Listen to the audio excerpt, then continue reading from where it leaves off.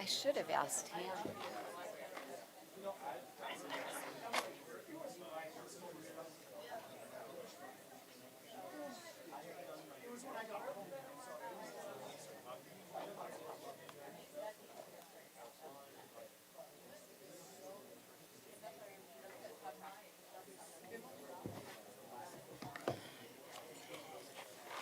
So why is this too much stuff up here? And it's going to be 6, 7 o'clock. Come on. Go on the right thing. Participants, attendees.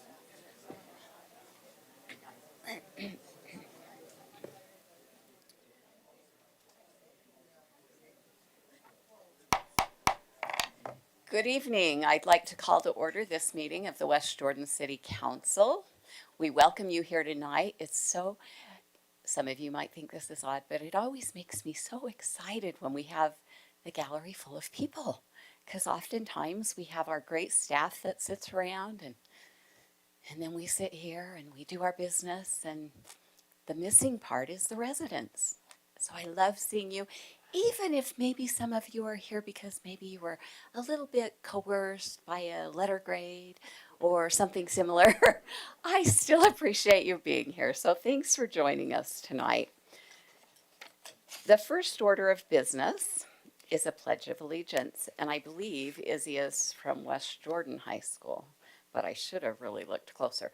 And she's consented graciously to lead us in the pledge. Thank you, Miss Izzy. Yep. Okay.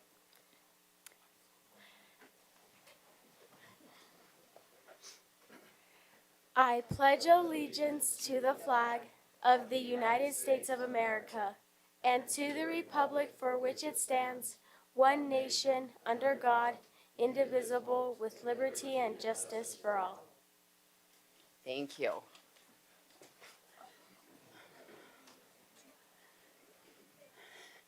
Tonight we have several orders of business, but the first thing that we like to do is to have citizen comment.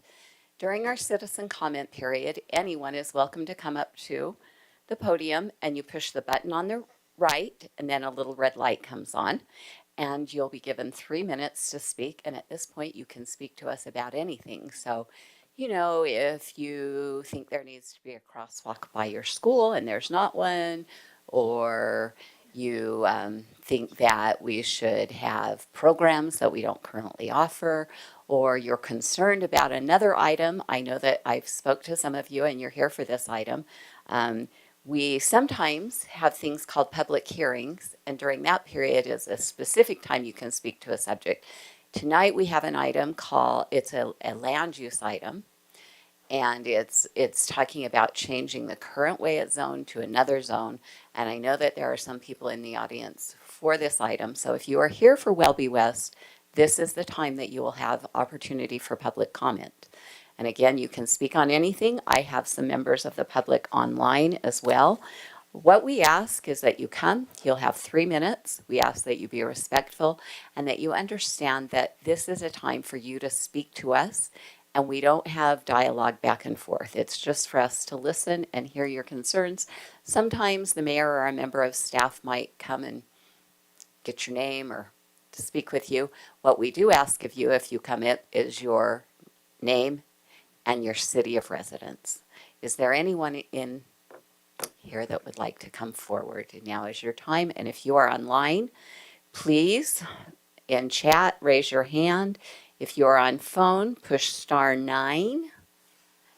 And when you're called on, push *6. Anyone? My name is Jennifer Andelin. I'm, I guess, now a longtime resident of West Jordan because I moved here 40 years ago. I've lived in 3 different places in West Jordan. In my current home, I've been here 30 years. When we decided to do an addition, it was an addition instead of moving.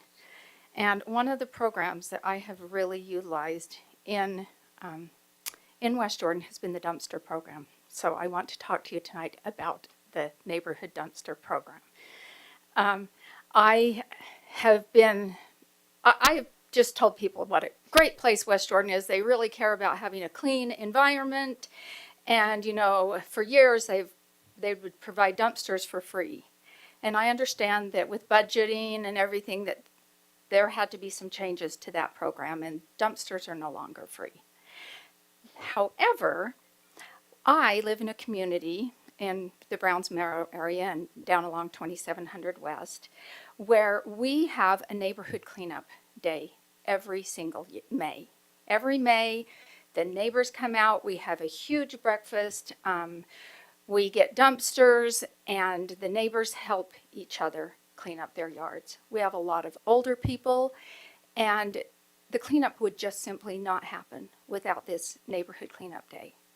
And so I am here to ask you that when you start your planning for the next year, if you would give our neighborhood and any other neighborhood who is willing to put forth the effort to plan a neighborhood cleanup day, that you'll give us a pass or give us the opportunity to apply for a fee waiver so that we can have dumpsters. The past few years when they haven't been free, I've had to donate and order several dumpsters myself just to make it happen. And I don't think this is the goal of the city. I think the city is trying to encourage volunteerism, can-do things, clean up the city. So I just hope that when you get to your work period, that you will think about neighborhoods who are coordinating, who are creating a better environment, and that you will let us apply for a fee waiver. Thanks. Thank you. Is there anyone else in here that wishes to come forward? Maybe I should say, because this might come up in a discussion, is we usually get 10 dumpsters. This is not a small project. This is a big project, and we fill our dumpsters. And I gave her more time because she's representing a group. If you're representing a group, I give you more time. Thank you. All right, Ms. Efremo, I see that you have your hand raised. So if you'll push *9. And now if you will push *6, then you should be able to talk.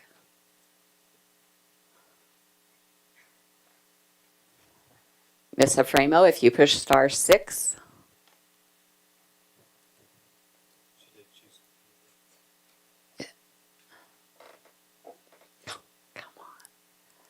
Hello? Hello. I want to talk. Okay. The time is yours. Okay. I want to say, I've done this before.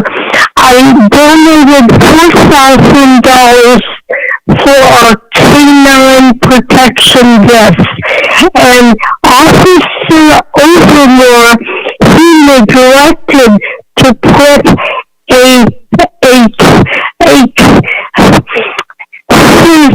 protective vest on Maya. And in my opinion, Officer Overmore should be fired. He should never, ever again have anything to do with any canine dogs.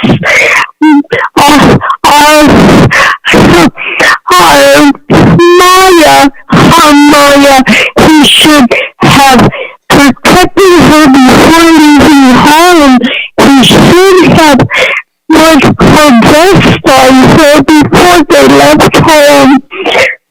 Anyway, Maya, I've said this before, I'm going to say it till my last day. Officer Maya should be fired, never ever again to do anything with any canine. Our little canine Maya should never have lost her life. She should have been protected with her vest before they ever left home. Anyway,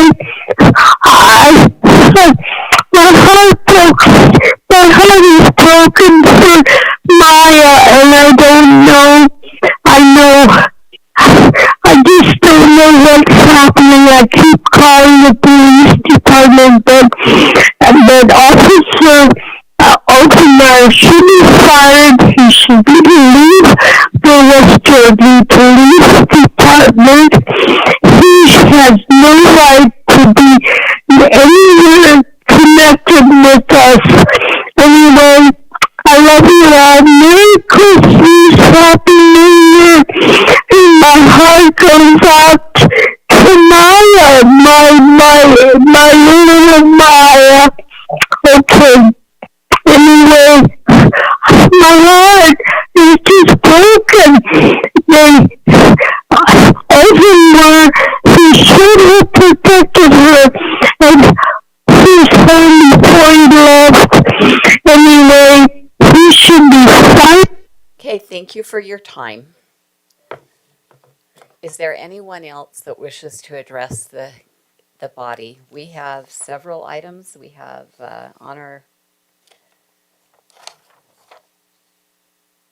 we have many recognitions. We have an ordinance on a water plan, on a housing plan, on our budget, on our budget report. We have Welby West. If you're here and you want to speak to us on any of these things, or we have an interlocal agreement with USDA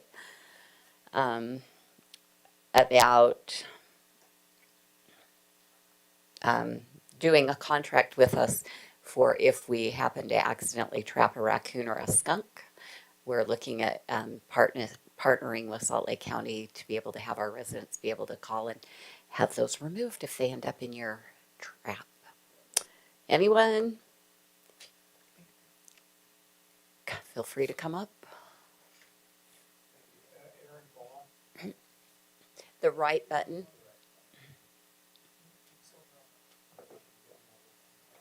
Easy. Nope, the opposite. There we right. go. There Sorry. you go. Aaron Baugh, West Jordan, out by Bingham Creek Library. Anyway, if you want my address, it's fine. Nope, No, nope, okay, just good. your city All right. of residence is Just all I need. a little worried about, I think that it's the Welby West. Is that the property? 4,800 Yep. and 9,000 south. Yeah, I'm concerned about that property. I live right around that area. And from going to 110 or 119 down to 96 and something, and I think now one of the things on the table, I had a hard time catching up on all the details, but I think we're down to about 60 homes is one of the options. And I struggle to get out of that neighborhood in the morning because I come right out there by the school, and it is very difficult to get out. I can't imagine what kind of a bottleneck we're going to create if we put in 60 homes. I know the family's anxious to sell it. They're anxious to cash in on that, and it's their land. But this is also our city. And there's been a couple of proposals that haven't really worked out. I mean, I know they even thought about a park. There's so many parks right now, and I think it'd be great, but I just don't see that as a real option for the West Jordan. But I do see that there could be an option that was just introduced to me just this last week when I was talking to somebody about a low-level care center. There's not a lot of traffic that goes in and out of care centers. Certainly not near as what you'd have in a neighborhood of 60 plus homes. And I thought that was a great idea. Now, it's going to take a little bit of negotiating and trying to find the right person who wants to come and invest in that property. But there's got to be something else we can do that would not create the traffic issue that I foresee. Not just in the mornings, but even just during the day as well, with the library coming out and all. And so I just beg of you to take a hard look at that. I know it'd be such an easy thing on your agenda just to rubber stamp it because they have made some concessions in their initial request. But I think there's still something we could do where we could get the residents in there in a care center or something that wouldn't draw as much traffic, but yet at the same time be a great addition to our community. Thank you. Thank you. Okay, last call. If you're online, please raise your hand in the chat or push *9. If you're here, come forward. Seeing no one, I'm closing public comment. And moving on, the next item is to recognize Sherrie Swenson. If she would like to come forward. Sherrie, and Tangi, do you want to introduce her? Or do you want me to just say something? If you don't know, Sherrie Swenson has served as Salt Lake County Clerk for I don't know how long, Sherrie. 32 years. I knew it was a really long time because that's the only person I remember. So, Tangi, do you have anything you'd like to share? Yes, I just want to say Sherrie has worked as the Salt Lake County Clerk for 32 years. She's done 70 elections. 70. Can you imagine that? 70 elections. I want to thank you for your public service and your friendship. And the city of West Jordan has, we've been grateful to have you helping us with our elections and not making us do them ourselves. So the council would like to thank you as well. And for those of you in attendance, what she does is when you're 18, you register to vote. Her office, she helps them, and they send out cards that are your voter registration card. And then now she was instrumental in getting those yellow envelopes that you might see come to your home, which allow you to vote by mail. And some pretty cool things have occurred in Utah to help our voting be more inclusive of everyone. So thank you, Sherrie. Come on up. We want to, what? Can I? Yes, Ms. Worthen. Go ahead, Councilmember Worthen. I had the opportunity to meet Sherrie many years ago. I used to work for the local newspaper, the West Jordan Journal, if you guys get it. But I am so honored to be here tonight. When I saw this on the agenda, Sherrie really has been very instrumental in all your lives, if you realize it or not, because voting is the one thing we get to do in America, and Utah's system, and a lot because of you, is bulletproof. I mean, it's an excellent system. It's the checks and balances, but you have overseen that, and I thank you for giving us such a wonderful system and being part of that. It's just been an honor to know you, and I'm a fan. So thank you. Councilmember McConaughey. And then I just want to say, Council, when we're done speaking, then we're going to go out front and we'd like to take a picture with you, and we have a certificate and a pin. Okay. Thank you, Chair. Ms. Swenson, I just want to say thank you. One of the most important things we're able to do as citizens of this country is have a say in who represents us and how our money is spent, what direction we're going to go as a country, as a state, as a city. And so much has changed over the 30 plus years. I've only been in this role for 11 years on city council. I've had a couple opportunities to go down and see how the elections are processed. And as you hear a lot of the noise throughout the country, people raising concerns about how things are done. You have so much openness and transparency, so you can see the safeguards and all the work that's gone into protecting and safeguarding that sacred right to vote. You have done so much good for so long for so many people. I feel like saying thank you doesn't come close to expressing the appreciation that I have for all that you have done, but thank you. Councilmember Bloom and then Councilmember Jacob. I've met you a few times at convention, and you are such, what's what I'm looking for, a hero. And you've set a standard not for just West Jordan and the state, but for the entire country. And what an honor and privilege it is to have you here and to be able to honor you, because you are, I don't even have words. So thank you. And lest anybody think all you do is oversee elections, I just wanted to say thank you for signing my marriage license 24 years and 3 months ago or so.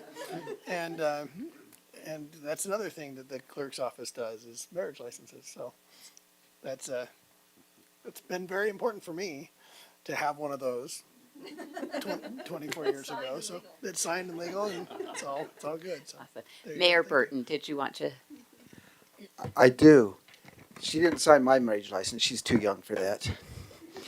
But for lots of years, I've been a poll worker working under her direction. Back in the days when it was in paper and she'd send it to us when we became managers, we'd get this paper book like the night before. We'd have to go through and draw out through the names of those who mailed in their ballots before voting by mail was everybody. You had to sign up for it specifically. And we'd make those adjustments, and then watching it change from year to year to be more modern, more technical. In the last couple of years, I didn't get to do it once my name was on the ballot. But before that, and seeing the technology and the way that she brought and kept Salt Lake County current with voting and secure. So thank you. It's been a real pleasure working under you and with you in that fashion. All right, Council and Mayor Burton, if you'll join us up front.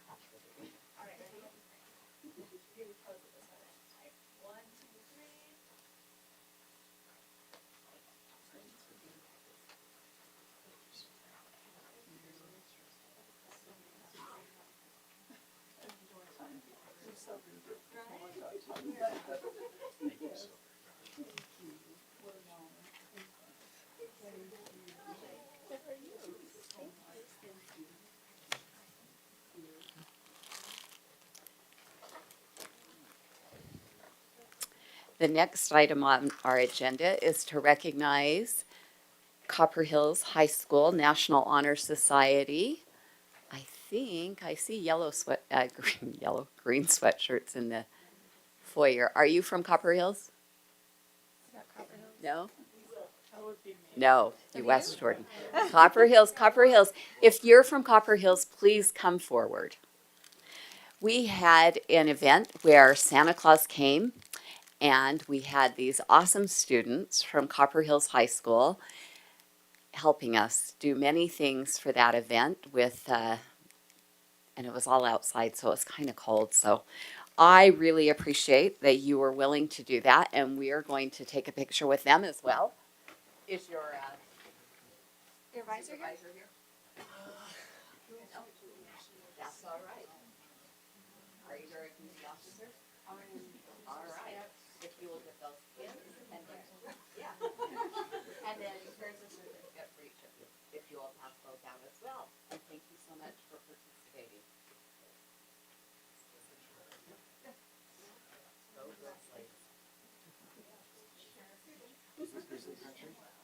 No, it's also Jaguar country. We did too. Okay, ready? 1, 2, 3.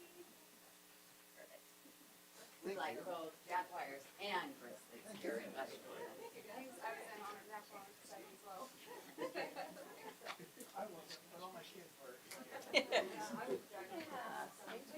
Back.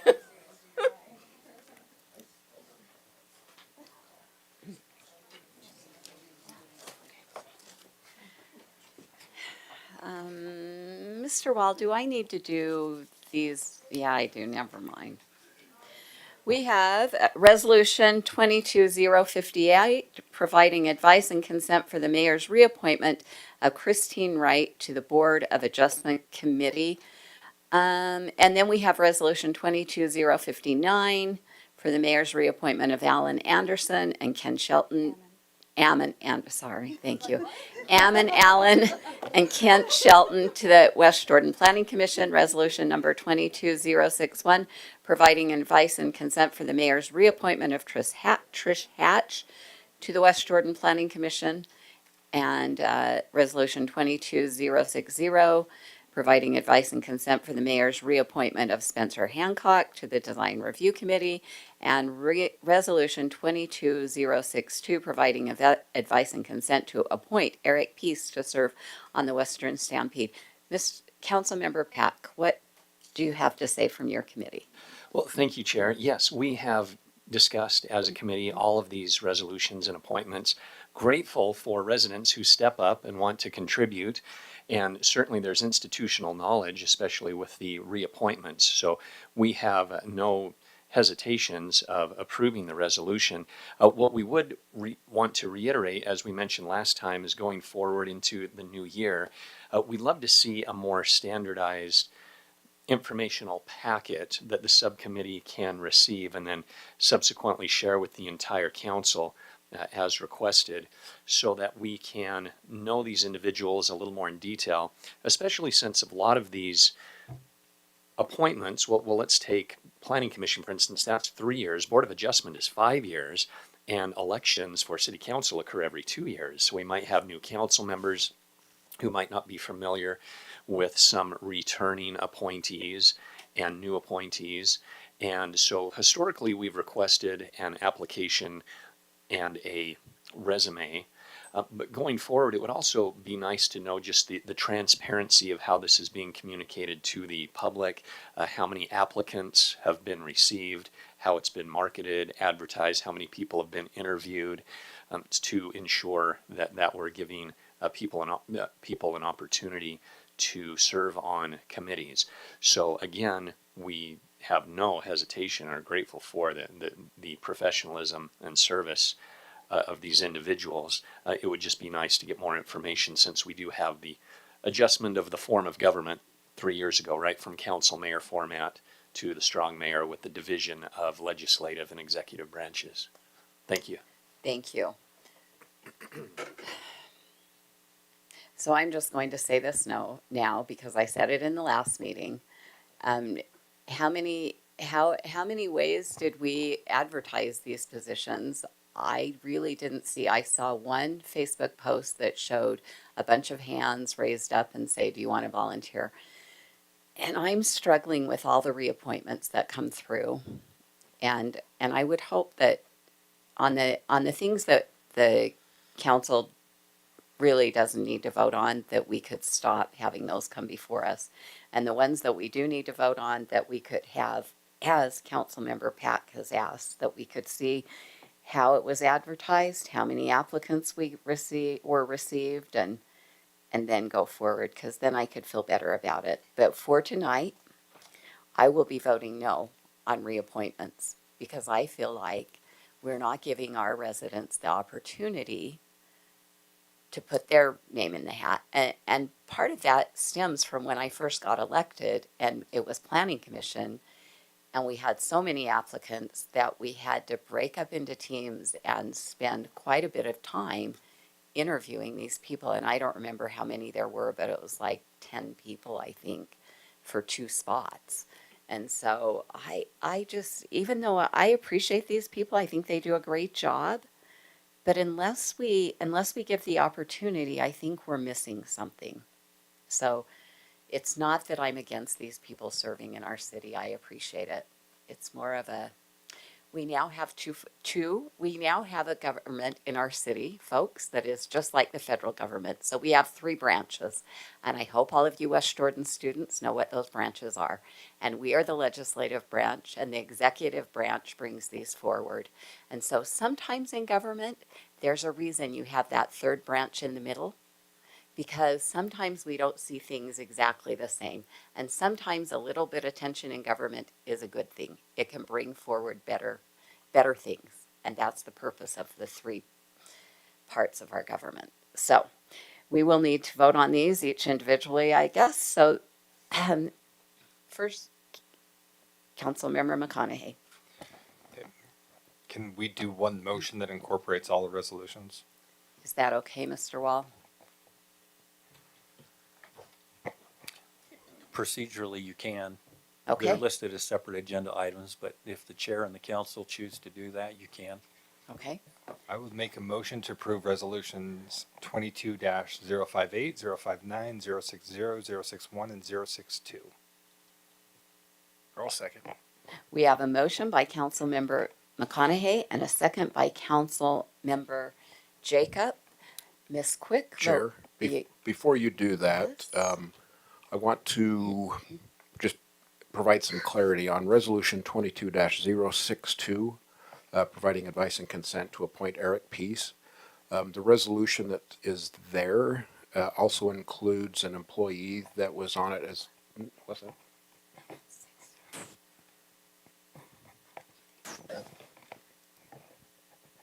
I thought it was taken off. No, it was, it's 062 Western Stampede. It was 6-2. Oh, they are correct? Okay, 6-2 has a second name that was removed because it is an employee. And in uploading the document, the resolution to PrimeGov, it somehow grabbed the old version, so it still has an employee's name in the resolution. So on, So we should do 6-2 separately. and it's I would, yes, because that's also an appointment, not a reappointment. Okay, can I ask Councilmember McConaughey, would you be amenable to changing your motion?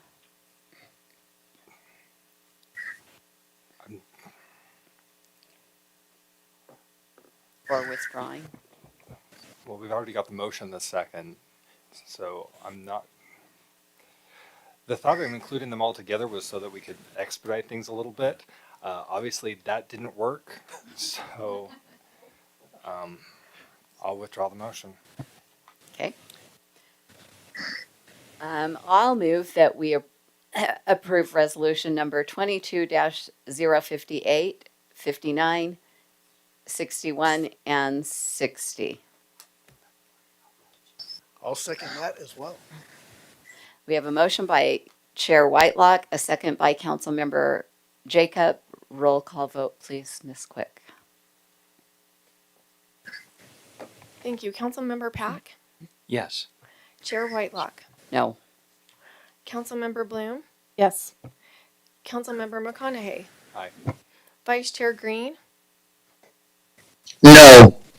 Councilmember Worthman? Yes. And Councilmember Jacob? Yes. Thank you. That motion passes 5-2. Next up is resolution number 22-062. Mr. Wall? The motion, whoever makes the motion, you'll need to reference line 23 and strike the words in that line and Tangi Sloan. Oh, is it oh yeah, it's in the title also. In line 7, and Tangi Sloan. Line 7, And 23. 14. Thank you, Dave. I have not read this. Wherever it says and Tangi Sloan. So I was going to move that we approve resolution number 22-062, striking any reference to Tangi Sloan that is listed in the current document. Legal, does that work? That will work. Okay, All three phrases are identical. Okay. And I'll second it.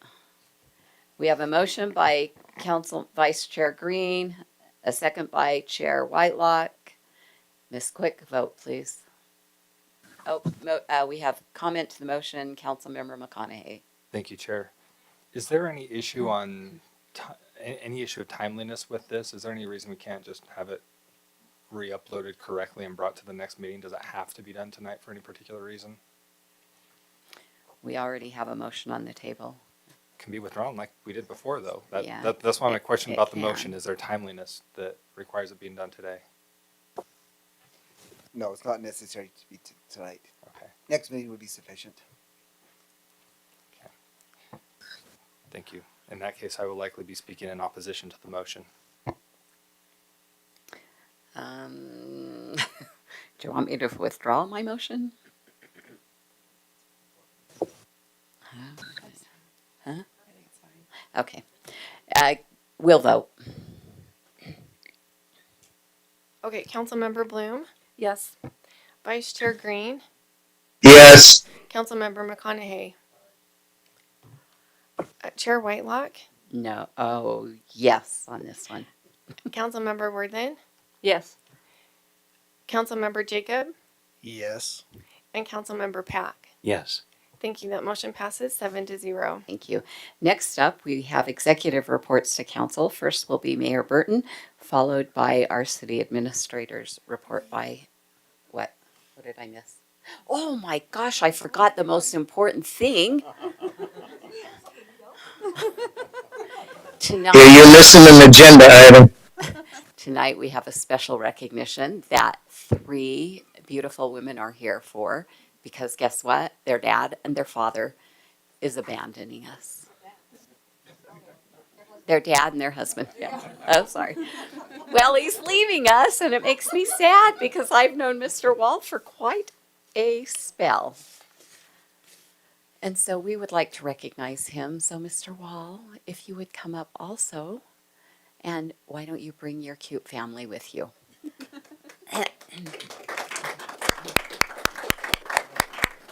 And council, it's another photo.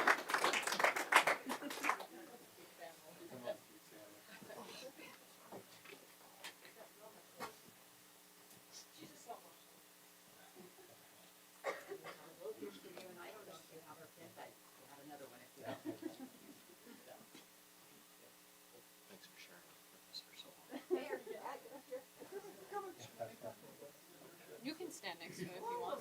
I see him all the time. I see more than you do, probably.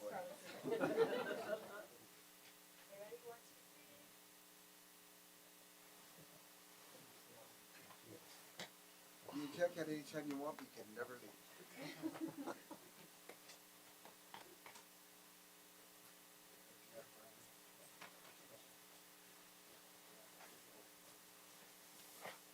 Thank you so much for all your service and expertise.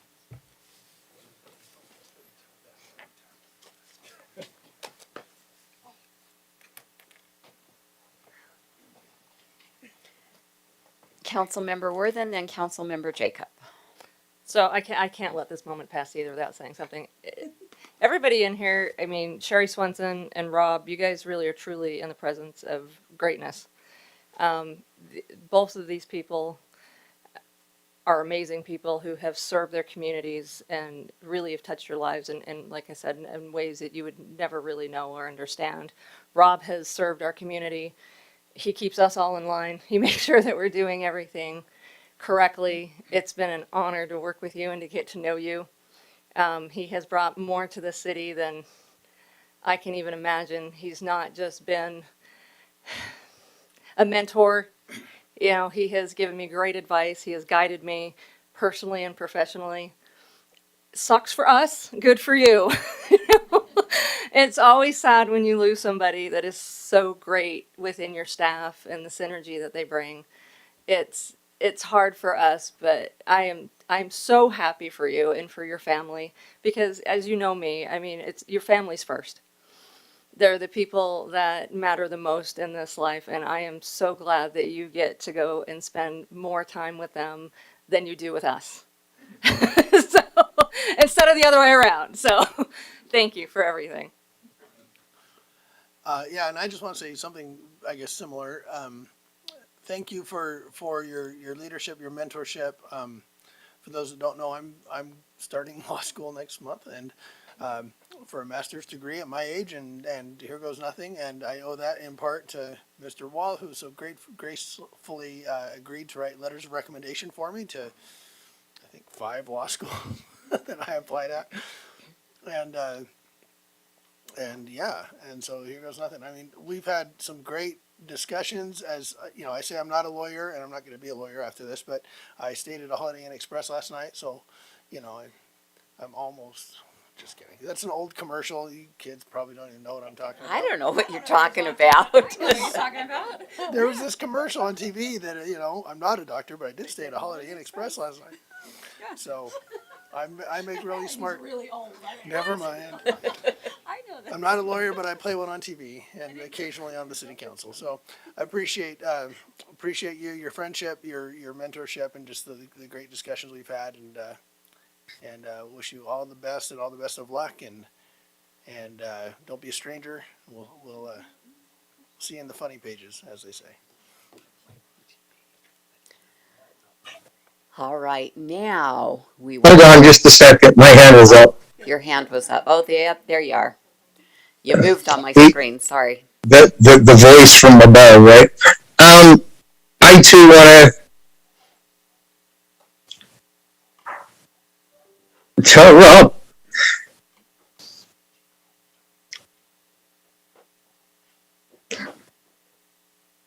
how great it has been to work with him the last 3 years.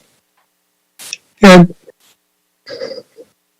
as somebody who is an attorney or pretends to play one on TV some days, the discussions we've had have been phenomenal. So thanks, Rob. All right. I see no other lights, so now we will go to the mayor and Mr. Lee. Rob, your family can leave if they want before I talk. I saw him looking over here looking like, do we keep staying or do we need to go? Mayor, they've been waiting 4.5 years to come and listen to you. But this wasn't part of my comments, but I was thrilled the day you walked in the door and the way you have worked with our legal department and transformed it and made it what it is today. And yes, you can leave because we have some good people as a result of you being a good trainer and mentor. And we're going to miss you, but we'll be okay. I hope your family's okay. They're the ones to worry about. Thank you. Okay, my report. I'm just going to go quickly over there were lots of activities since the last couple of weeks because 'tis the season to enjoy life, and I have enjoyed life there. I got to go to Winter Gala with the Majestic Elementary School. I got to go to an Assist open house. Assist is a company that West Jordan, through our funds we get donated to us from CBD. Yes, CDGB funds. We put to there, and they assist residents in our community who need home improvements and home repairs. They don't have the finances to do that. And I know of some that I talked to recently that have benefited from that. So that is a really good thing. I got to represent the city at the Interfaith Choir performance that happened recently. And we also had Corbin that was there as well. I got to represent the city at Envision Utah's 25-year anniversary. If you're not familiar with Envision Utah, 25 years ago they were nothing. They met in the living room and got started, and they are shaping the future of Utah now. And so that's a big deal. I got to attend the Messiah Sing-Along, which was a full house. It was in the Viridian, and they packed that room, all three is full of goals, and filled the foyer with it, and it was a great turnout. I got to attend West Jordan High School's concert choir. I got to go to Copper Hills High School's band concert, and the Rotary does a Student of the Month every month, and those are so great. If you guys are ever concerned about our youth, come to some of those and find out how great our youth are going forward. You thought you were great as a kid? You're nothing. Look at these guys now. They're great. So thank you, students who are making our future for us coming forward. That's my report. Thank you. Council Chair, I'd like to ask Brian to give you an update about snow plowing efforts this year, and Denise Steck to give you an update about an item in her department.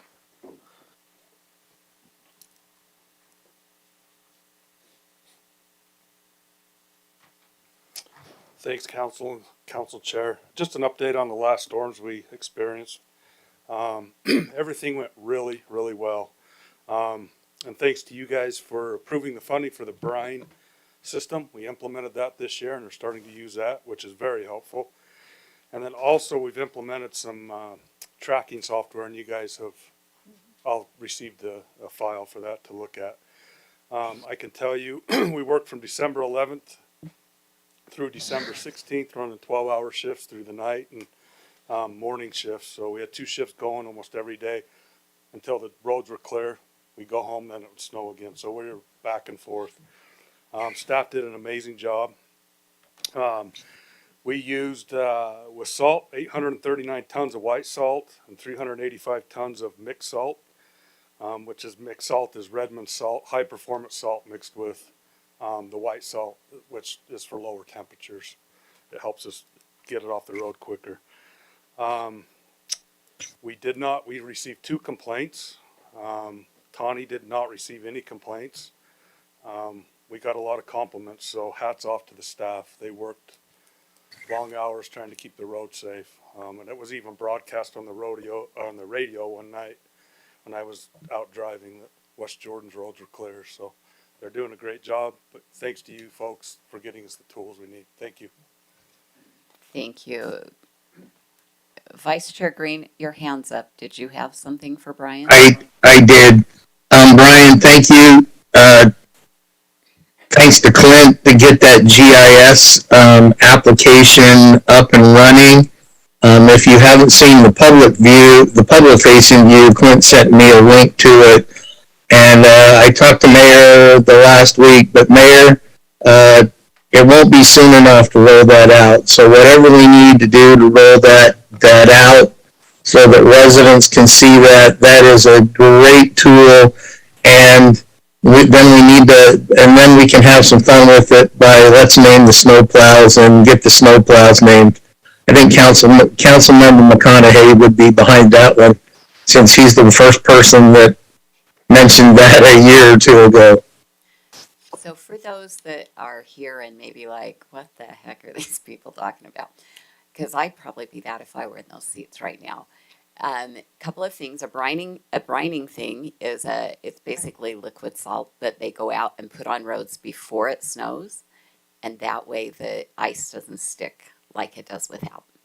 And then what they're referring, the GIS is actually like a computer system of maps, and they're putting together something in the city so that, you know, if you want to go pick up that date, you can look on this map and say, oh, instead of going down 2,200, if I go down 3,200, that one's already plowed and it'll be safer. So it's going to be something that's going to be available for all of us to be able to go online and see what roads have already been plowed. So we're excited about that, and it will be a great tool for our residents.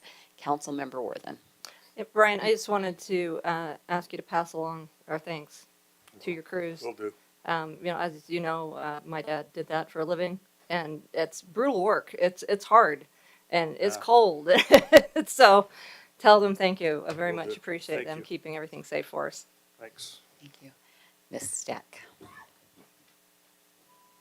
And Just Ms. Steck is our money person, so that's what she'll talk about. All about math. Math is cool. Math is cool. And I'm married to a math teacher, so it makes it even better at our house. The city was recently invited by URS to participate in a program where they're trying to engage more employees in the retirement system. We were asked to participate because what URS said on this conference was that we are really the flagship. We are the example to the other cities of how to engage employees in future retirement planning. In the industry standard, 68 to 70% is an outstanding participation level. When you have that many people voluntarily participating in a retirement plan on their own, out of their own money or out of their own earnings, you can pat yourself on the back for that. Our employee base, because of our benefits administrator, Diane, is at past 98%. 98% of our employees are saving for retirement out of their earnings. That is outstanding. That tells you the kind of education that she puts forth to our employees. They're engaged, and URS even says that they call with questions that some of their agents don't even know how to answer because our employees are more educated than they are sometimes. Because of Diane and her work. She's passionate about retirement. She's taught our employees what it means. And even the youngest of our employees are participating in this program. And we're really grateful to have her. And she will be participating in this program to try and lead the way with other cities so that they can do the same thing. So it's an honor to work with Diane, and it's an honor to be part of the city knowing that she's been a big part of changing our benefits program into a tool for retention and recruitment. So thank you. Thank you. Mr. Chair, I have one Mr. Lee. other item. Yeah, sorry. One last item. Just wanted to note, we had a surprise passing away of someone in our community that's been heavily involved, Linda Daly, executive director for the museum, president of the board for the West Jordan Historical Museum, passed away unexpectedly last week. She was a longtime planning commission member. I believe served a term as the chair of the planning commission, and heavily involved with the museum. Just wanted to note that. And I'm going to tag in on that too for a moment, if I may. Linda Daly has made a big difference in our community over many years, not only in their service there, but volunteer service and others that she got to get things done. My son, when he did his Eagle project, he wired the Stedman barn. Now, the Stedman barn is that back barn behind the museum, the big one. She was somehow able to convince people to volunteer to transport that thing down 2200 West and move that from its location to where it is now. And it had no power in wiring it. My son, for his project, wired that, and it's used for lots of other events now that helps the museum out. But it's not just that. It's not just the pumpkin walks that she did every year. It's not just the things that West Jordan is known for in her contributions. She reached out to the individuals and made a difference in so many ways in our community. And we're fortunate to have the Dallies as part of our community. And Linda will be missed. Her husband Bob is in an extended care place right now, and so she was by herself when she had passed, but she passed at home, and fortunately it wasn't a long suffering for her. Thank you. Yes, she was a great woman and she will be missed.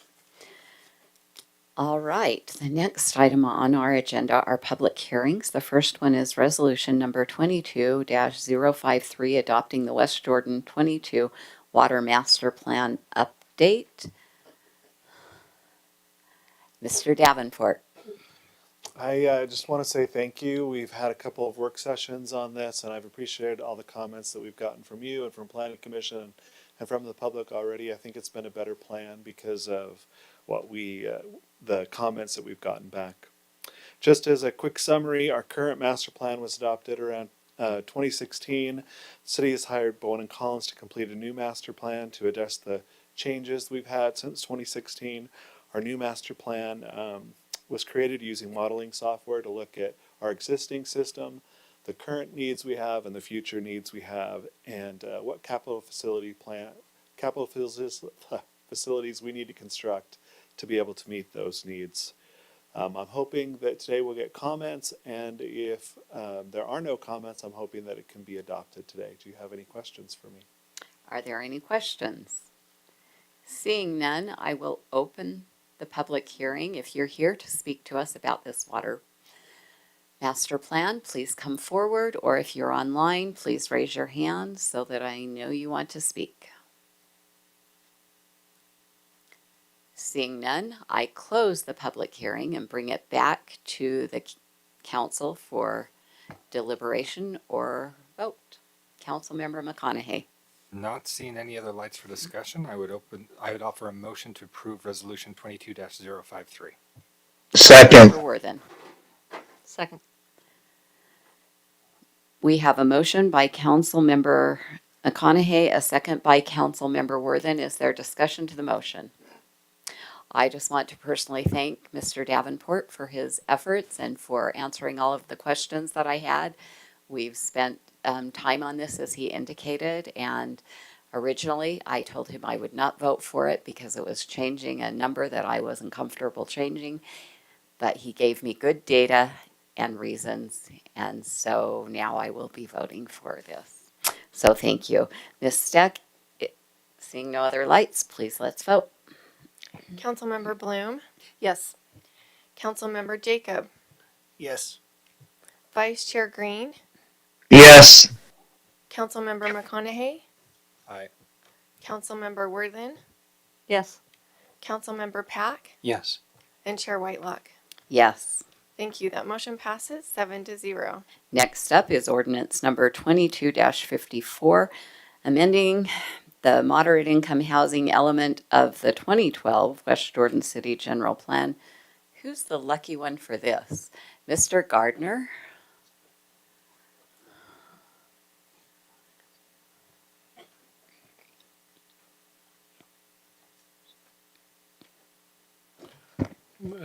Good evening, council. So, as the council is abundantly aware, you worked through the summer modifying the strategies of the moderate income housing plan according to the statute that the legislature approved last year. It was submitted to the Department of Workforce Services in early September, so it met the deadline of October 1st. On November 18th, the Department of Workforce Services sent a notice of noncompliance. It says that the housing, and I'll read what it said, the Housing and Community Development Division found no deficiency in the strategy language, implementation plans, or timeline. So there's nothing wrong with the strategies other than the lack of inclusion in the general plan text.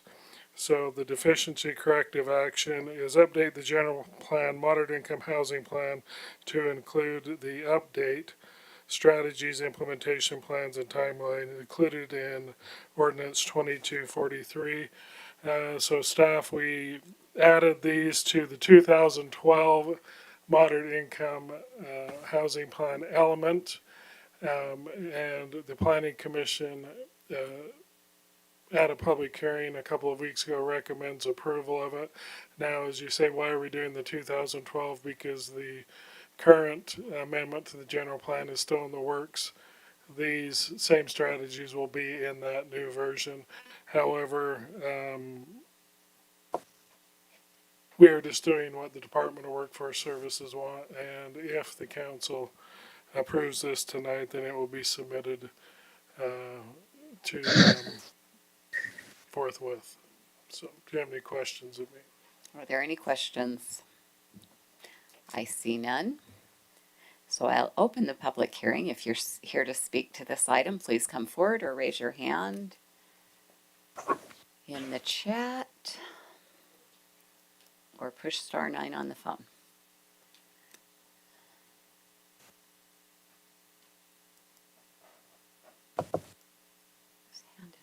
Oh, Mr. Green, do you have something? No, I just raising my hand before the public, so when you're done with the public hearing. Okay, all right. Seeing no one wishing to speak, I'll close the public hearing and bring it back to the council for a motion or deliberation. Councilmember Green? I just want to go on record that I think this was an utter waste of time.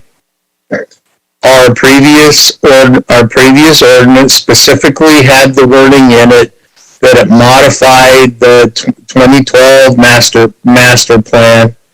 I also understand that the Department of Workforce Services rejected or did a notice of deficiency for 75% of them. When somebody I guess 250 is an okay batting average in Major League Baseball. No, that's not even a good batting average in Major League Baseball. So I'm extremely disappointed in Department of Workforce Services and the fact that in trying to make us compliant with this has wasted hundreds of dollars of our time to redo this for absolutely nothing. Okay, Councilmember McConaughey? Want to agree with Councilmember Green. I'll go a little bit further in saying I thought that we were trying to be proactive, go a little bit further than what they were asking. I thought we were trying to be an exemplar city and to have them turn around and take pride in the fact that they've shot down 85% of them. It's incredibly aggravating to have an unelected governmental entity be able to do that to the residents of our city. Frustrating. Thank you. Any other comments or a motion? Councilmember Jacob? I'll move to approve ordinance 2254. Councilmember McConaughey. I will begrudgingly second.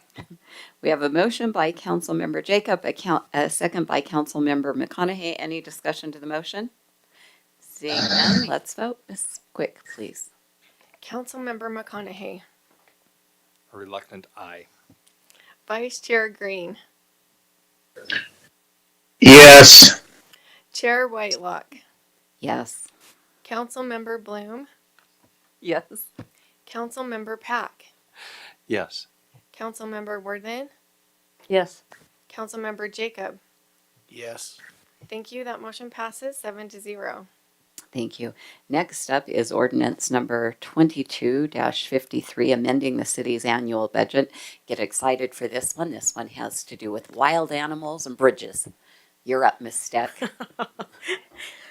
What started out as a really small budget amendment has become probably one of our largest now. So thank you for the opportunity. We are bringing to you ordinance number 2253, amending our budget. We're bringing to you 3 items tonight. We'll be bringing another budget amendment to you in January with some of our capital projects that'll be rolling forward. This budget amendment, though, will approve a contract, or the budget to approve a contract with Salt Lake County for nuisance animals for the remainder of this fiscal year. We'll also enter into a multi-year contract with them to perform that same service for raccoons and skunks and feral cats. No feral cats? No, just cats, just raccoons and skunks. This is just for raccoons and skunks? Oh. No, this is just skunks Darn. and raccoons. Okay.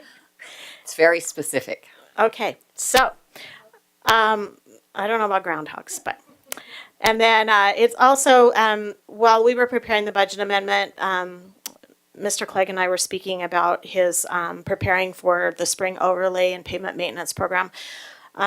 He did a great job this year of getting a lot of work done, but he went through his entire budget already for Class C roads.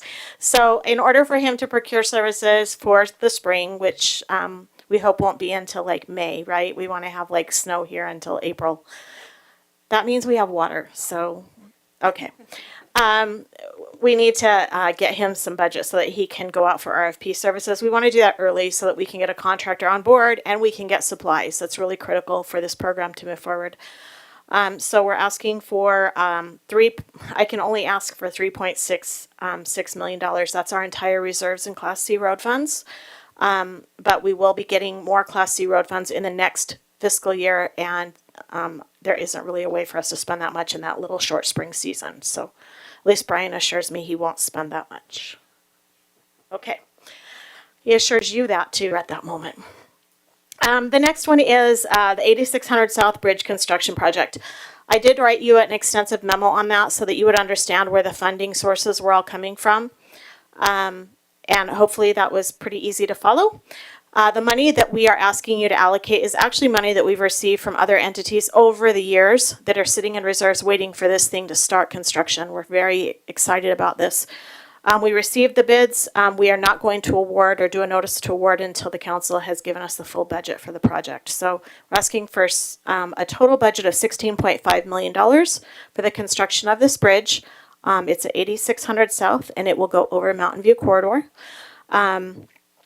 And we already have $6.5 million budgeted. We are asking for a budget amendment to receive $3 million from UDOT, and then to expend that same $3 million plus another $7 million on our portion. So a total budget of $16.5 million.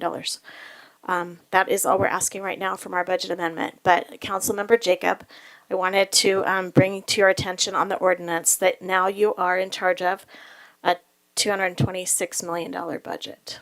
So I know that he made a comment last time we did an amendment that when he started on the council, our annual budget was about $100 million. We are now at $226 million. Yeah. But we're doing a lot of work. So we're getting a lot done. A lot of capital projects. So it's to you. Thank you. Are there any questions for Ms. Steck? Ms. Bloom?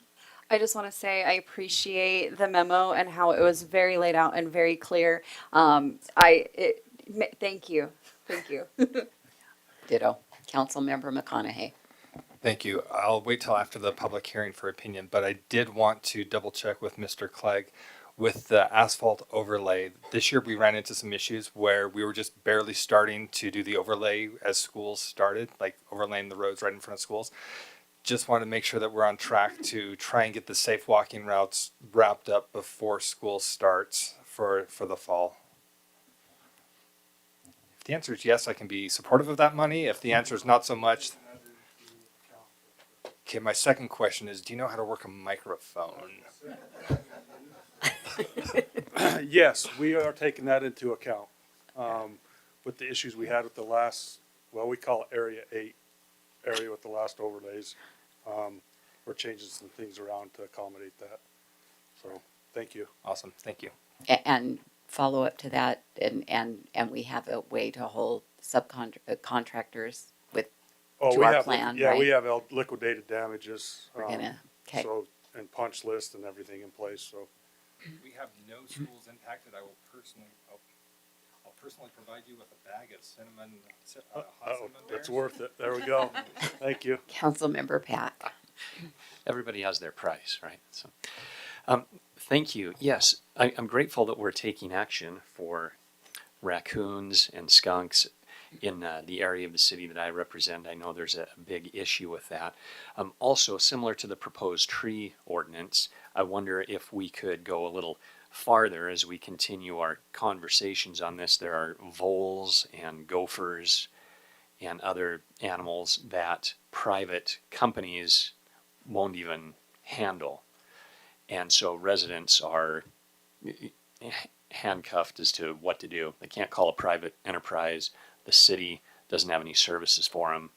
So it's a difficult situation. So just as we continue the conversation to hopefully enlarge the scope of services that we can provide to residents when there isn't a private industry option.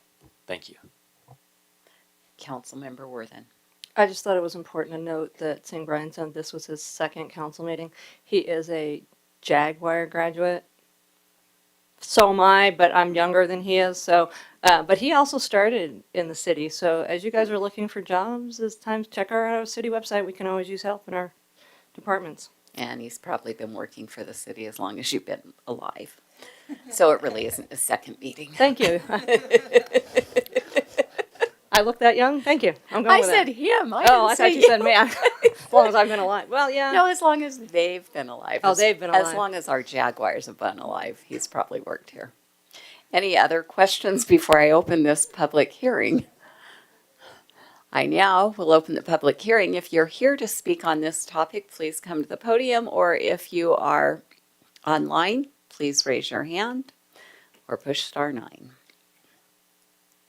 Seeing none, I will close the public hearing and bring it back to the council for a motion and possible anything else. Councilmember McConaughey.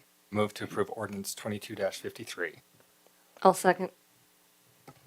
I just want to thank those that investigated and found a way to help our residents with skunks and raccoons, because we ask our residents when there's a feral cat issue, and a feral cat is a cat that nobody really owns, it just belongs.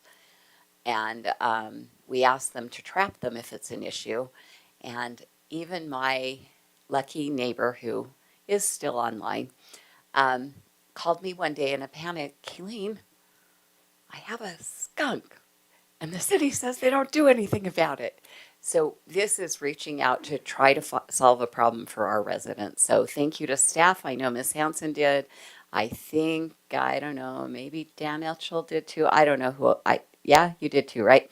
They brought this program forward, and now with this budget amendment, we are going to be able to help our residents with a sneaky situation. Councilmember Jacob. You stole half my pun. I was going to say it's not only a sneaky situation, but it's been a very thorny issue as far as the porcupines are concerned. But I'm glad we're building bridges and finding solutions and getting it done. So, and I wanted to make the mayor chuckle, and I did. So I'm very much in favor of the motion. Thank you. Miss Quick, vote, please. Councilmember Worthen. Yes. Councilmember Pack. Yes. Councilmember Jacob. Yes. Vice Chair Green, Yes. Councilmember Bloom, Yes. Chair Whitelock, Resounding yes. Councilmember McConaughey. Aye. Thank you. That motion passes 7-0. Next up is resolution number 22-057, receiving the annual comprehensive financial report because CAFR wasn't good enough for the fiscal year ending June 30th, 2022. Ms. Steck. My second council meeting too.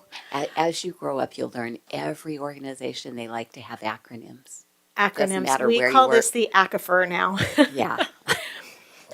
This is our audited annual comprehensive financial report. I've prepared some slides for you at the request of the Budget and Audit Committee to give you a quick overview. But the first thing we need to disclose that the Budget and Audit Committee did not know about. After we met on Monday or Tuesday, I received an email from one of my staff members that was assisting me in putting the application together for us to receive our award from the GFOA or apply for the award for the GFOA for this report. The GFOA has a new requirement and a new calculation that the auditors, neither the auditors nor I, were aware of. So we needed to do some rework, which was all day today. So we needed to change our statement of net position, and the rework is in front of you. This change is referenced in pages 21, 25, 42, 50, 146, and 156 of the report. It does not change anything in money. It just changes the categorization of our statement of net position.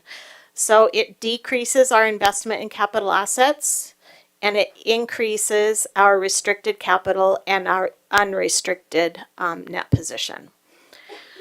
So no cash, no effect on cash. It is just a portion of the report. So when we approve or accept this report, we will be accepting a revised version that I will send you. It's complete. I just didn't want to give it to you ahead of tonight's acceptance without this being disclosed first. So you'll get a new version, and the new version will be put online as well. The report is broken up into funds, governmental funds, which means our general fund, that's our general operating fund. That's where the police are paid for, fire, streets, parks, all of the things that you see a city do, that's paid for out of the general fund. The RDA, which is a redevelopment agency, a capital projects fund, which does all of the building. So the building of roads, the building of parks, those kinds of things, the remodel of City Hall. And then 7 special revenue funds.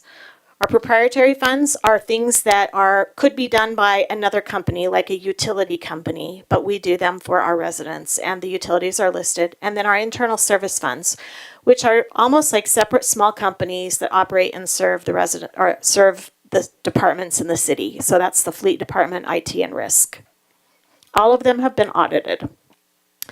The report has several sections. The introductory section, financial section, you can read them. Page 8 is probably of interest. It's the transmittal letter from me with a lot of information about the state of the economy, the government profile, that kind of information. We want you to know that this is the 40th year that we received in 2021 our award from the Government Finance Officers Association for this report.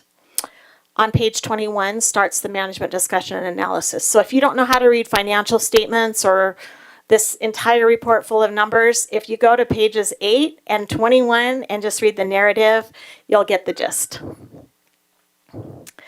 Our opinion, our independent auditor issued an opinion. It was that our financials are fairly presented, that it's called an unmodified opinion, which means it's clean.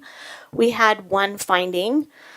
And our finding is about government fees. Now, this is not a finding of anything we have done wrong, but our state legislature has decided that they would like to know that the city has tracked every single solitary fee individually and kept all of the reserves for how much it costs or how much they collect in a separate fund. So if you adopt a cat and you pay a fee, I'm supposed to track how much that cat cost in the shelter, and then if there was anything left, I'm supposed to keep it in a reserve. It's a little, there's a not a big cost benefit to that. So we may end up with this binding for life. I don't know. But so will every other city because that's just not possible. All right, for our governmental activities, our change in net position last year, we moved the needle, which means we became more healthy financially by about $37.8 million this year. We still moved the needle, but a little less at $36.7 million. A lot of that, or the biggest portion of that $36.7 million was operating grants and capital grants. As you know, we received quite a bit of federal funding and assistance. So $21.4 million of that $36.7 million came from either the federal government or contributions from developers when they put in infrastructure. So it wasn't that we got 36 million extra dollars, especially from our residents. Governmental activities, our revenue only changed $95,000 and it went down. So while sales tax went up, our grants and contributions went down substantially to kind of offset that piece. Property taxes went up. This is going to be higher than they actually went up because we collected for that judgment levy last year, which was a portion of this. The other portion of that is also new growth. And then other revenue is the substantial portion of that is interest income as interest rates are rising for money that we have in the bank. So we're using different investment options to get the money more in interest income. In expenditures, you'll see that general government expense last year went down and our parks and recreation went up substantially. This is the entire government, so this includes CIP. So a lot of that is like Maple Hills Park, Ronwood Park, all of the work that we've done in our parks recently really made a change there. So that's why you see such a substantial change. And these are our ending fund balances. So you can kind of see where we were last year. We ended with all of them at about $73 million. We're ending this year with $100.2 million. Especially that capital projects fund moved from $36 million to $53.2 million. We transferred $17 million of one-time revenue from last year into that fund. That's going to fund all of those capital projects that we just did a budget amendment for. So your budget amendment brought capital projects up to about $36.5 million for next year of that $53 million. So you're going to see that fund balance drop substantially once those capital projects get underway and get moving quickly. Any questions about any of the governmental activities? Comments? Okay. Our general fund, this is where our general operations occur. Our change in reserves, last year we beefed up reserves by $10 million, and this year, again, we increased reserves by $6.3 million. Our reserves at the end of this year will be $28.1 million. Of that, remember that you are early redeeming debt, which is great. You're paying off debt that was with the city issued, and we're going to pay it off. We paid it off in July, and we used $2.1 million of that reserves to do so. You've done an incredible job of becoming more financially sustainable, especially in the general fund. Revenues increased, sales tax increased by 13% or $3.7 million.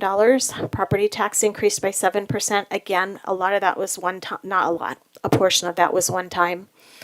And intergovernmental was probably our biggest mover with a lot of that federal funding coming through that year, through this last year. Any questions about revenues? Okay, so we're at $81.6 million as of last fiscal year. That's more than we've ever had. But again, that has a lot to do with what was going on with COVID.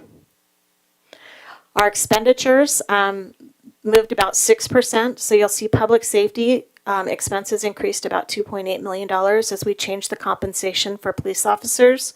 And we also took on the retirement contribution for our firefighters as well. And Parks and Recreation also moved considerably as well. So our business type activities, this is our utilities. So this is the big picture for utilities. Our revenue increased by 5% across the board, and our expenses decreased by 5%. And then our transfers in, I'm sorry, that's a transfer out. There's a typo there. Increased a tiny bit. It's a negative transfer in, yeah. Okay, thanks. Kind of like that In-N-Out burger. Our revenue by utility is here. You'll see that our water fund utility revenue decreased pretty substantially. Has a lot to do with water conservation that occurred last year. When the governor put out his notice, our residents listened and we were responsive. And so we did save 3.2 million. Well, we didn't save. We got $3.2 million less revenue in the water fund than we got the previous year, meaning people were saving. Our sewer fund will always be kind of behind the water fund because the sewer rate gets recalculated based on the prior year. So next year, our sewer revenues are going to go down because we use less water. Everything else pretty much stayed stable. You saw impact fees go down as development continued to kind of cut back. And then other revenue is interest income, and then our grants and contributions. And that has a lot to do with the infrastructure that was put in for our utilities as well. That was done by developers. And our expenditures, when you just saw what you saw with water revenue, the same thing happened with expense. So that tells you have a really good nexus between your water rate and the water purchases, right? We didn't receive $3.2 million in water revenue. We also didn't purchase $3.1 million of water from Jordan Valley. So we're really doing pretty well with that, but we're losing a little bit on that. I saw your reaction. You're right. We're hopeful that this year, when we increased water rates slightly by 2%, that we'll be able to kind of even that out because that could not be a good trend for us. Our expenditures in the sewer system increased as we continue to invest in some infrastructure with South Valley Water Reclamation District with the slip line project that they did as well this year. And then our ending reserves in each of the utilities. We did strengthen those utilities, especially the water fund, as we put money into it that will be spent on water tank construction. Remember that we loaned the water and sewer funds about $10 million to complete that Zone 6 tank. Those are right now being held in reserves because that construction hasn't started yet. So those reserves are a little higher than you would normally see because of that loan over there. All right, so lastly, another place I would look if you were looking at this report for information is the statistical section. So if you want to know what was our tax revenue over the last 10 years, how has that moved? What does our city look like? This section shows you 10 years of history. So it's a really great place to reference to see maybe what kind of platforms that you want to talk to your residents about. When they start complaining about a property tax rate, you can look at page 163 and go, these are the tax rates for the school district for the last 10 years, and these are the tax rates for the county and all the other taxing entities. You can see a list of our top property taxpayers. That's important to know who those are in our city because we really want to make sure that we're providing them good services and we're listening to them. Who are our top sales taxpayers? Many of you might want to know that the number one for many years in a row, over 10 years actually, is Smith's. Our grocery is a big portion of our city sales tax. So shop local. It helps our city tremendously. Demographics are included in this report for 10 years. You can see what's done, population has done, what personal income has done, what average property values are. Top employers in our city, you can see how our city employee count has changed, and you can also see some operating indicators. So if you're ever having to write a report on a city, that's the place you want to go. All right, that's it for our annual report, and we are asking for you to accept it this evening. Thank you. Are there any questions?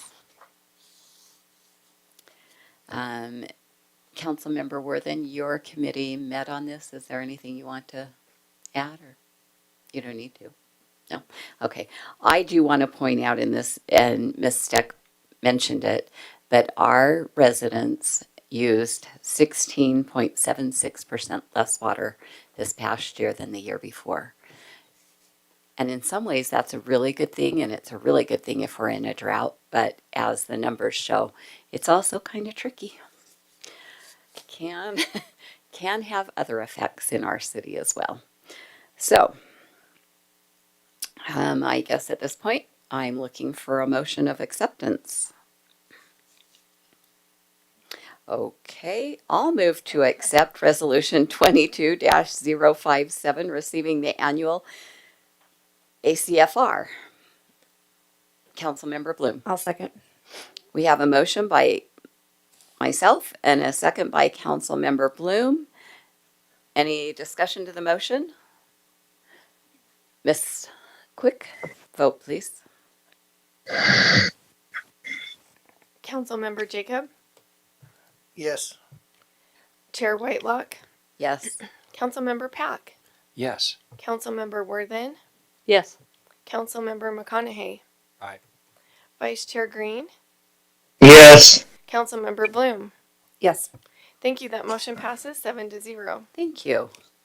Next up, we have ordinance number 22-25, a petition by Todd Amberry and Canyonstone Capital for a master development agreement for Welby West. Also, anyway, there's a lot to that one. I'm not going to read it all. Mr. Amberry, will 5 minutes be sufficient for you to tell us the differences and the changes? Great. Come on up. Yes, thank you very much.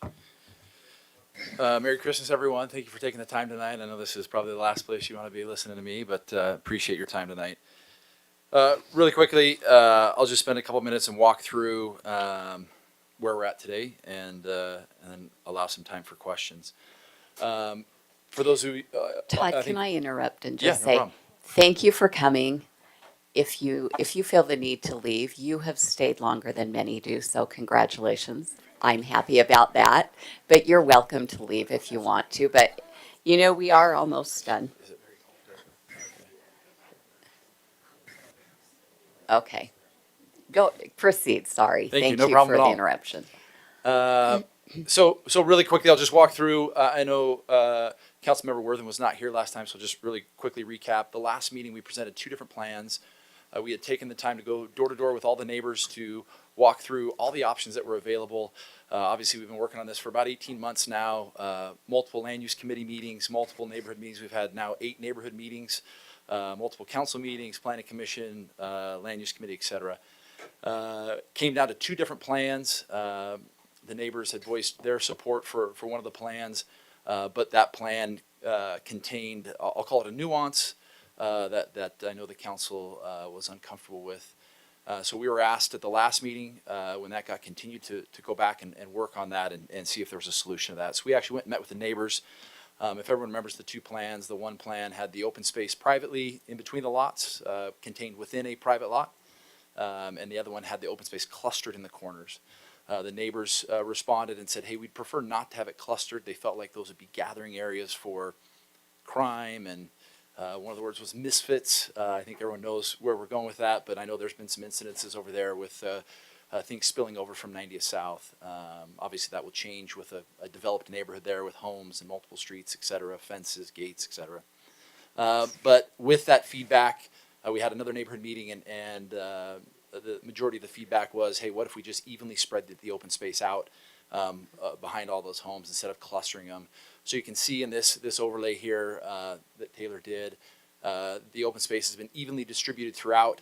One other comment that was made was, hey, could we have tot lots spread out and separated instead of having them all in one place? So we've done that here. We've consolidated the park with the tot lot, picnic area, barbecue area, and then we've added another tot lot area down on the south. The idea being that those are all connected via the trail system, but they provide for different areas within the system, within the subdivision, and that trail system for people to recreate. But the biggest change, clearly the lots are the same. The lots around the perimeter are the same. The only difference is instead of clustering that open space in the corners or sticking it in the lots, we made the central park and then an evenly spread out amount of open space. Again, all the numbers are within tenths of each other. There was really no significant change other than that.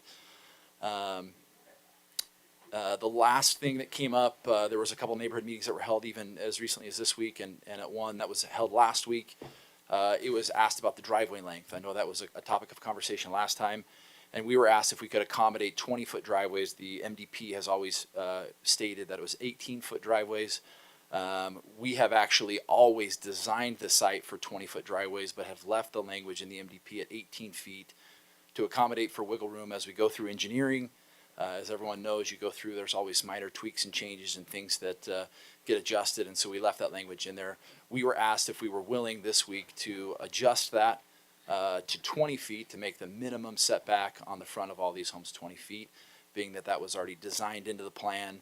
We were willing to do that, and so we actually went ahead and adjusted that language in the MDA, in the MDP that is an exhibit to the MDA that was submitted on Monday with new signatures by both the landowners and the developer. With that, we've submitted signatures, petition signatures from the residents who live adjacent to the property, even some that live away from it, obviously within that 300-foot buffer for noticing purposes. There was a letter that went from the residents to Mr. Pack today voicing additional support for the project. I can't say how much I've enjoyed. I've talked to a couple council members working with the neighbors. This is the first time I've ever had a project where I had quite a bit of opposition in the beginning. Rightfully so. We started at a very high density. And I know some of you council members were there at the first meeting, and we've been working really closely with a lot of the neighbors, and we've been able to come to a plan that the neighbors support. I believe the neighbors would come out and tell you, obviously they've evidenced it by their signatures, and I know you've received emails, and I know at the neighborhood meetings, more than 80% of the neighbors were in favor of this plan. But I'm proud of the work we've done. I'm proud of where we've gotten to. We were told to get to PDRM, 63 lots, medium density. We were told to get to 20-foot driveways. We were told to get all these things. And we were able to do that. We were able to do it with the support of the neighbors. We were able to achieve what they wanted us to do. They told us in the beginning, we don't want attached. We're good with residential. We don't want commercial. We don't want attached. And I'm proud of what we've done. It's been a lot of work, but I've made great relationships with the neighbors, and I'm happy to say that we've gotten to a point to where, as I said, about 80% of the neighbors are in support of this plan, which is far more than I ever would have hoped and have ever had. And with that, I'm open to questions, but I obviously respectfully request your approval tonight. We've worked really hard, and I think we've come to a great plan that's going to bring great families, both new families as well as move-down families who aren't looking for a huge lot. And I think this is going to be great for the city. Thank you very much. Thank you. Do you have any questions for Mr. Amberry? I do. Okay. Just one quick question. This map, the open space for the calculation is shown in green. Is that right? And then what is shown in white is not figured into that calculation? Correct. White and yellow. So the staff asked us to change the color of the park strips and anything that was not included in the calculation to a different color. Okay. We chose yellow. Not sure it was a good choice, but that that's was what was chosen, just to delineate what was included in the calculation and what was right. not. My hesitation on this plan last time we were here was that the green extended right up to the houses. Yeah. And it included your backyard. Correct. And, Does not include and that. so now we got it back to more like what neighborhoods are supposed to look like. Yeah. So I like this very much. Very nice tweak. Thank you. Okay, thank you. Staff, Taylor, are you up?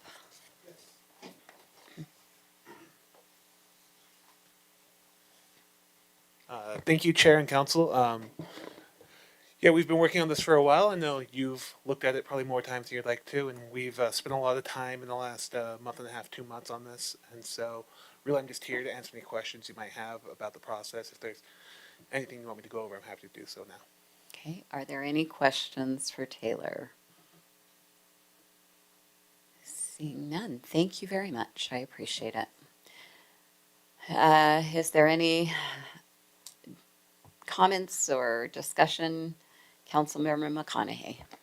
Thank you, Chair. I know we've heard about this one quite a bit. It's in quite a few iterations. I was having a little side conversation almost with Councilmember Pack. I know there was a Zoom hall, town hall mixed with Zoom that was done recently, and I just wanted to ask how that went, what sort of information he heard outside of this formal setting with those neighbors. I thought that'd be something beneficial for the full council to hear his perspective. Sure. Happy to share that. Chair, would you like me to share now or subsequently? That would be in order. Okay, thank you. Would you like me just to share that portion or comprehensive comments? You have the floor, Councilmember Pack. You're welcome to take it now. The short, detailed version? All right. Well, I need to give some preface to that. I believe that residents elect us to make tough decisions on their behalf. I also believe in some situations more than others, residents would like to be the ones making that decision and would hope that their elected officials listen to what they have to say.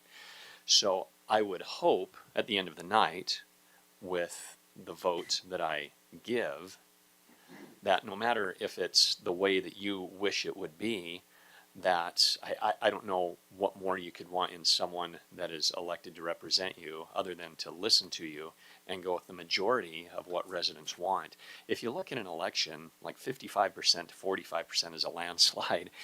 Statistically, what I've done is I've kept track of every email, every text, every phone call, voicemail, conversation, person that I've talked to that's reached out to me, and I've made sure that I have advertised and marketed on social media with different demographics of people who could be amenable to the project, who disapprove of the project, so that nobody feels excluded.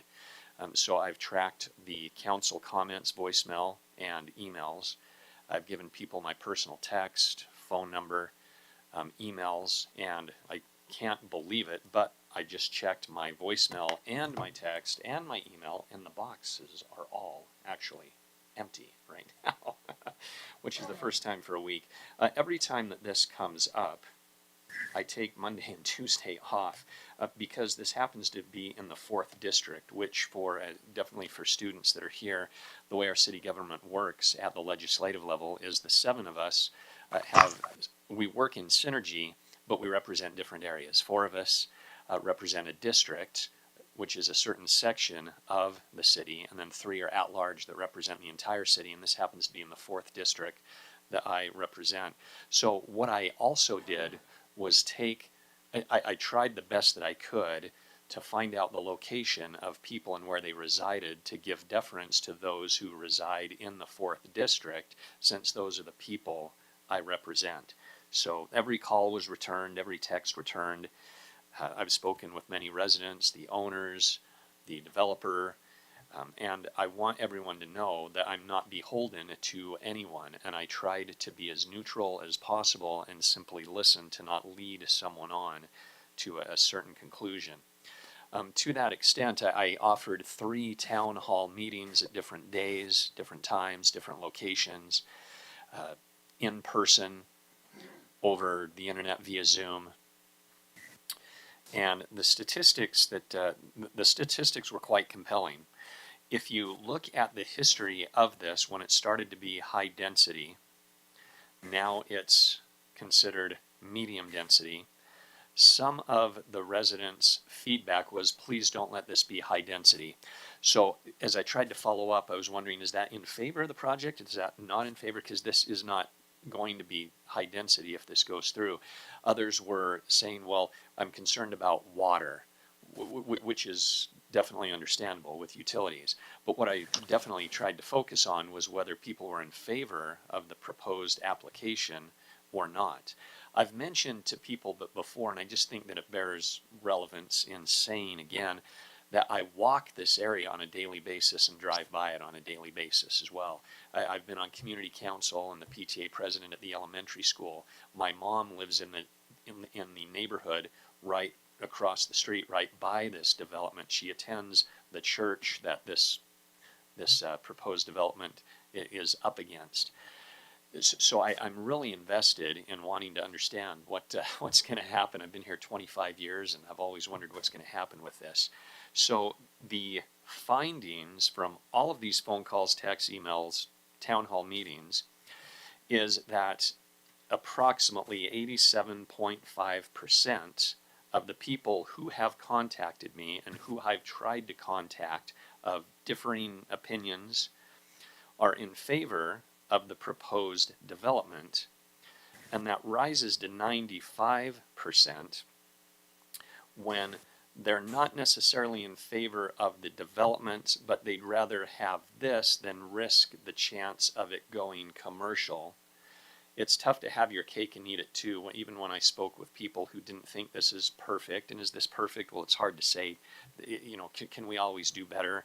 We can always do better, but I think there's a threshold where it's Is this good enough? Do we want this more than what the potential alternative would be?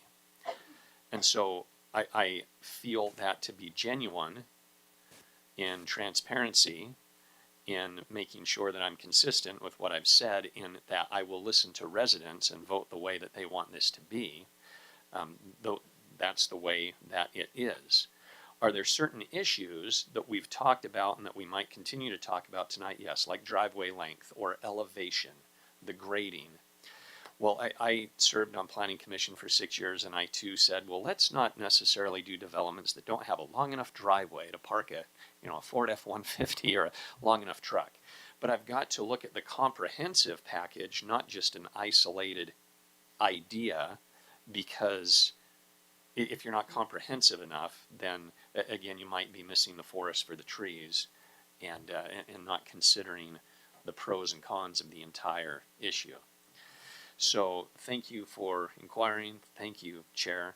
Those are the findings that I have to present to you tonight relative to everyone who has contacted me in outreach, social media, phone, email, text. Thank you.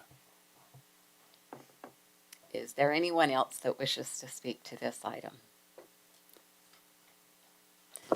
Yeah, I do. Okay. Yeah, I see your hand. Patience. Voice from I just wanted to make sure. Councilmember Green. Where do you begin? At the very beginning. At the beginning. I want to try to keep this short, but I'm going to tell you that this development doesn't incorporate what we want in the city. We can do better. Compromise does not mean that we get saddled with a bad project that this will cause. Let me give you two or three points. And first, I'm going to tell you that what I think is interesting is, and I'll have to disagree with Councilmember Pat. 100% of the emails that I get, that I've gotten over the last several days, are still 100% against this project. What I'm going to tell you is that I think what we're seeing is a portrayal of fear. Fear is nothing more than false expectations appearing real. The truth about fear is that it's an illusion. A powerful one for sure, but it's still an illusion. It's a mind game. What we have heard and what we have seen is people preying on the fear, oh, you're going to get stuck with commercial, not explaining what commercial is, that it could be anything from anything that's non-residential, but you're going to get 4,000 car visits a day if this is commercial, which is about what Smith, by the way, on the corner gets. And we push that fear. We push that fear to say you don't want commercial. Here's what's interesting, and I'm going to read this to you. And I want you to see how people are playing with the fear of the neighborhood. In our June 8th, 2022 meeting, a person speaking for the developer said, and I quote, "Commercial would not work on the subject property. There was a reason zoning changed over time, and he said he believed it was reasonably shown that the proposed development would have no negative effects." Now all of a sudden, at the last minute, to scare, I'm going to say to scare the neighborhood, a commercial sign goes up and says, see, if you don't like our residential, here's the commercial, bring it on. Fear. There's a couple other issues with this.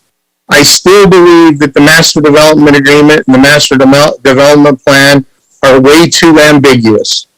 You heard the developer tonight say, yeah, we were always going to do 20-foot driveways, but we kept it 18 because just in case, and I'm going to throw my cynical editorial comment, because when it comes push to shove, we'll do the 18-foot driveway because that's what LUDMA allows us to get away with. I want you to pay attention to a couple of things. The open space, I still don't think complies with the ordinance. The ordinance says the open space has to be usable. And I'm trying to figure out how these little open space doohickeys on the roads going in and out are usable.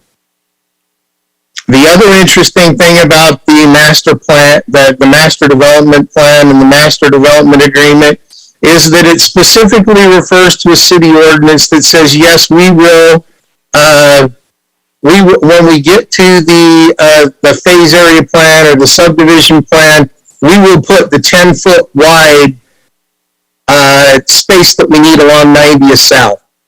Yet none of the development pictures that you show, they show that strip and how it's going to affect the rear setback of all the properties on 90th South.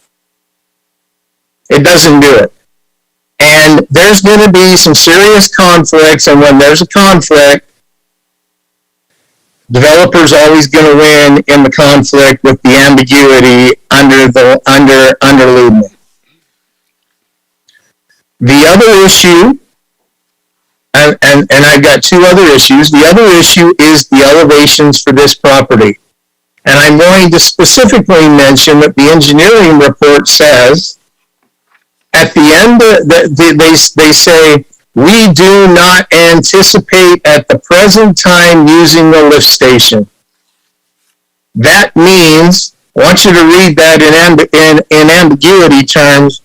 We're considering it right now. We don't think it's a possibility, but if a lift station ends up being the cheapest way to do it, that's what we're going to do. This would be the first development in West Jordan City, as I understand it, that has a lift station. And if the lift station fails, where does all the raw sewage back up to? The northeast corner. And last but not least, the 22-foot driveway. A 20-foot driveway will barely allow my Chevrolet Yukon to park on the street. A Toyota Tacoma can't park in a 20-foot driveway. A Ford F-150 can't park in a 20-foot driveway. Ad infinitum, regular size pickup. 25 years ago when everybody drove a Ford Ranger, okay, maybe a 18-foot, 20-foot driveway would make a difference.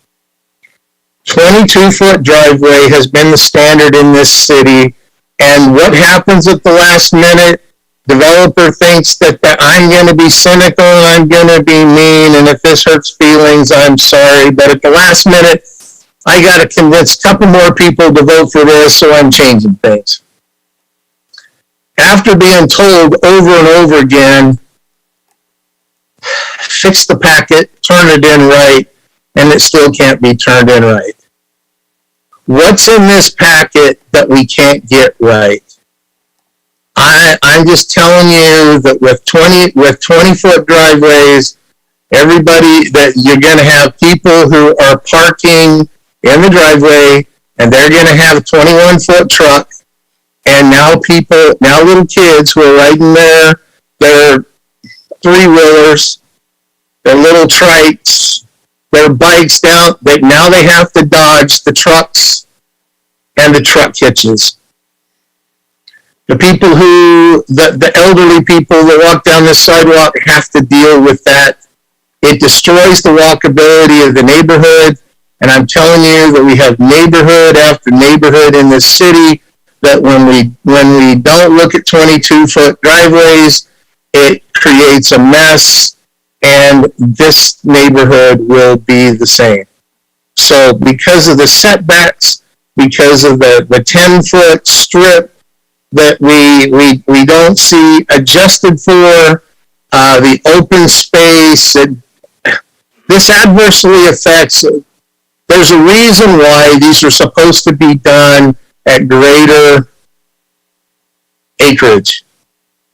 And this design offers no creativity, offers nothing substantial for the neighborhood, and it's a bunch of 10th-acre houses that are going to be incompatible. And that's one of the things we have to look at. Incompatible with the other neighborhood. This still doesn't work. And so, yeah, we can say, oh, we're going to compromise, but why do we have to compromise when we don't, when all we're afraid of is what could happen next? And we shouldn't be afraid of, we shouldn't face the fear. One last thing that I will say is that we always hear, well, we got to have more housing units to help people. I remember my Utah League of Cities and Town number not too long ago. We had 30,000, a requirement of about 30,000 requirements for homes or living units in Utah a little bit over a year ago. Now that number is down to about 20,000. This development doesn't help. And in fact, I'm just going to throw it out there. If you didn't know, West Jordan City has already got entitlements for 7,429 units. We can, with the amount of entitled units right now in West Jordan, we can solve well over a third of the housing problem in West Jordan, or in the state, I'm sorry. So we can do better, and compromising just because we're afraid that there might be something worse out there, we might be compromising and turning down something a whole lot better. All right. And so I'm done. Thank you. Councilmember Worthen. Oh God, I almost forgot what I was going to say. Sorry. Do you want to think? No, I got it. Question for staff. The way it's currently zoned, just for public record so people can hear, what can go on there if it was the way it's zoned right now? If somebody just wanted to build on it. Sure, that's a good question, Councilmember. The lot's split. About 7 acres of it's zoned SC2, which is for commercial uses in our code.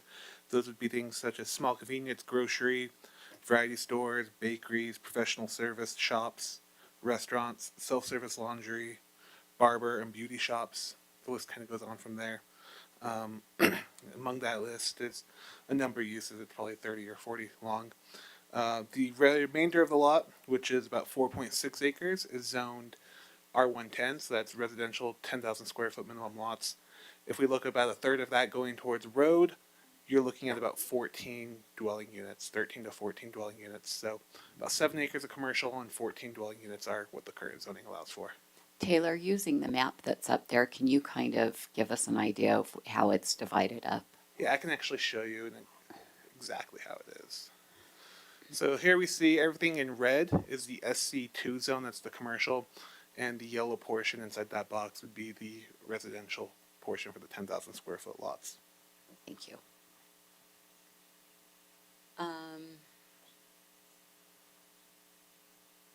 Are you done? You let go of your mic, but so you won't be able to get it unless one of your members. Councilmember Jacob, you haven't spoke yet. Well, oh, now it's my turn. Okay, thank you. I want to just speak in favor of the development. In fact, I think we should probably put a motion on the table and then discuss that. But I mentioned this before when the developer's been here before. They've done everything right. they heard what was said after the first meeting. They came back with some changes. They heard what was said after that meeting. They came back with some changes. They've heard what was said after umpteen meetings, both neighborhood and council meetings, and they've tried to meet everything. Now, I just watched a lot of World Cup games, and I noticed that the goalposts in those games stay in the same spot, which must be incredibly easy for goal scorers to put the ball in the net because it's always in the same spot. Here we have a tendency to want to put them on wheels and push them around the perimeter of a field, and I'm in awe of how well you guys have been doing from the developer side and then from the staff side as well to try and keep hitting the moving mark that that it has keep being thrown at you. So this is a better development than I thought we'd end up with on this corner from the start. So just massively in favor. Okay, I'm going to go and then I will, well, actually, Councilmember Pack, go ahead. Well, thank you, Chair. I want to be clear that I'm not trying to advocate a certain view. I just want to give a little more clarification that when positive comments are dramatically increasing and negative comments are dramatically decreasing, and our attendance here is much more sparse, it seems that when people come out to a meeting, it's usually when they're displeased. And anytime that I've met with someone, I've always given a devil's advocate point of view, whether they've been for the project or against it, to see, okay, well, let's look at the juxtaposition, because with every action there could be an equal and opposite reaction. So I've explained, we've looked at traffic, we've looked at UDOT not having connectivity or point of ingress and egress off of 90th South. Now we've got some disconnected potential commercial. We've talked about parking. We've talked about the pros and cons of, well, now we've gone from 118 units down to 63, but now the price point's so high, maybe now they become rentals too, and now you've got two families living in there. Now the density just went right back up and you have more cars. I walked my neighborhood to count how many oversized vehicles there are versus residents that have regular sized vehicles. So the reason that I mention that is also that I have learned a lot from residents coming out to the open house town hall meetings. For instance, there were a couple of residents who mentioned the elevation they actually liked because it will help with drainage that seems to pool and flood their properties that are adjacent to this property. So I just use that as one example of being able to learn more by listening to the residents. So we've talked about all these. Well, let's say this as well. The statistics are consistent before the commercial sign went up on the property and after. I checked that out too. Let's see, what else? It was interesting that 0 residents listed driveway length as a primary concern. So I believe this is a good learning opportunity from us in this new form of government to see what we can do better in the process. And if this has been a lengthy process, I hope that it is seen as us wanting to do our due diligence, not intentionally dragging it out, not trying to make people get tired of the situation. It's simply to get it as right as possible and listen to the citizens. And I gladly listened to everyone that talked to me without trying to fight or argue one way or the other, trying to stay neutral and just listen to their point of view. Thank you, Chair. Councilmember Worthen. Okay. I don't know if anybody can answer this, but up the street from where this is at on 56th, there's a Mountain America going in. Anybody familiar with that on staff? What's the size of that lot comparatively to this one?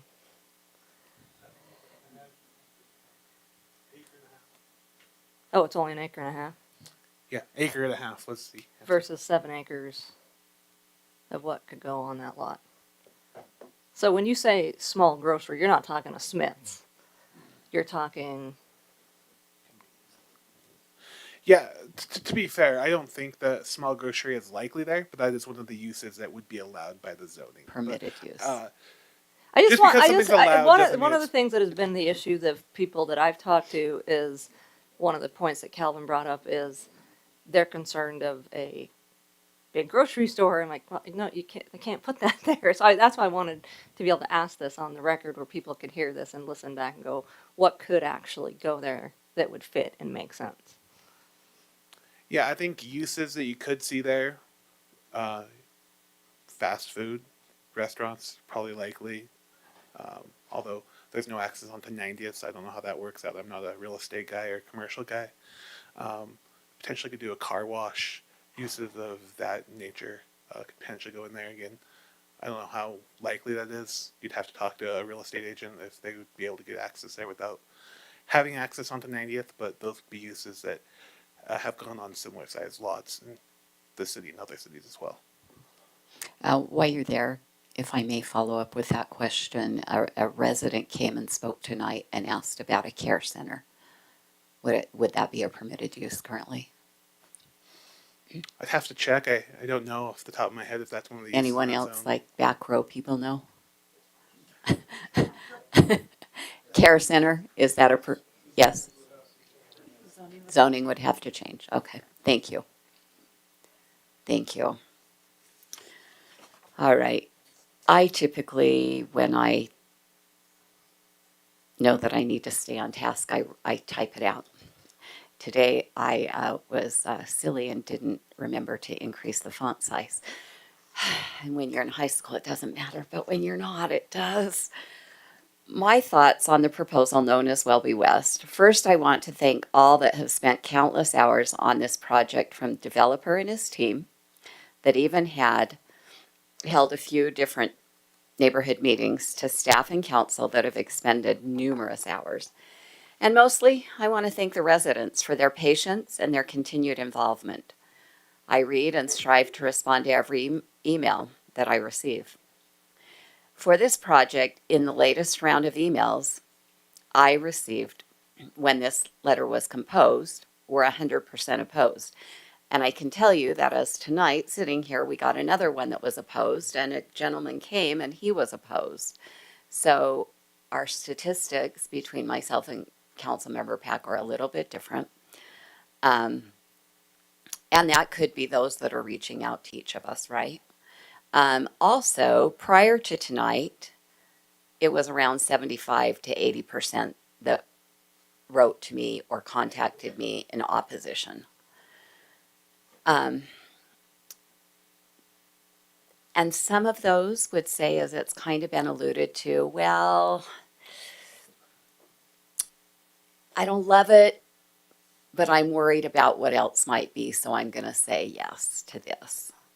And some of them told me they want, actually this occurred even before Welby West. This was when Mr. Anderson was a council member, and he held a meeting for that same parcel at the library. And the people then said, well, when our kids were young, we really wanted a pizza place, but now if it was all commercial, that'd be better.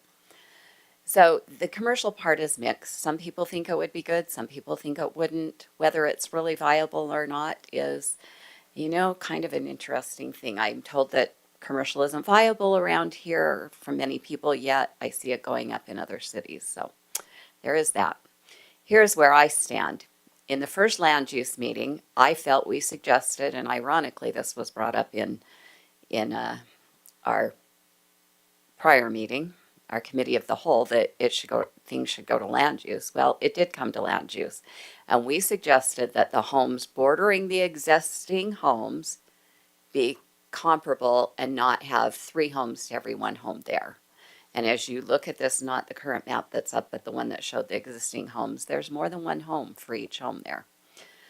And that they're comparable lot sizes, and this does not show that.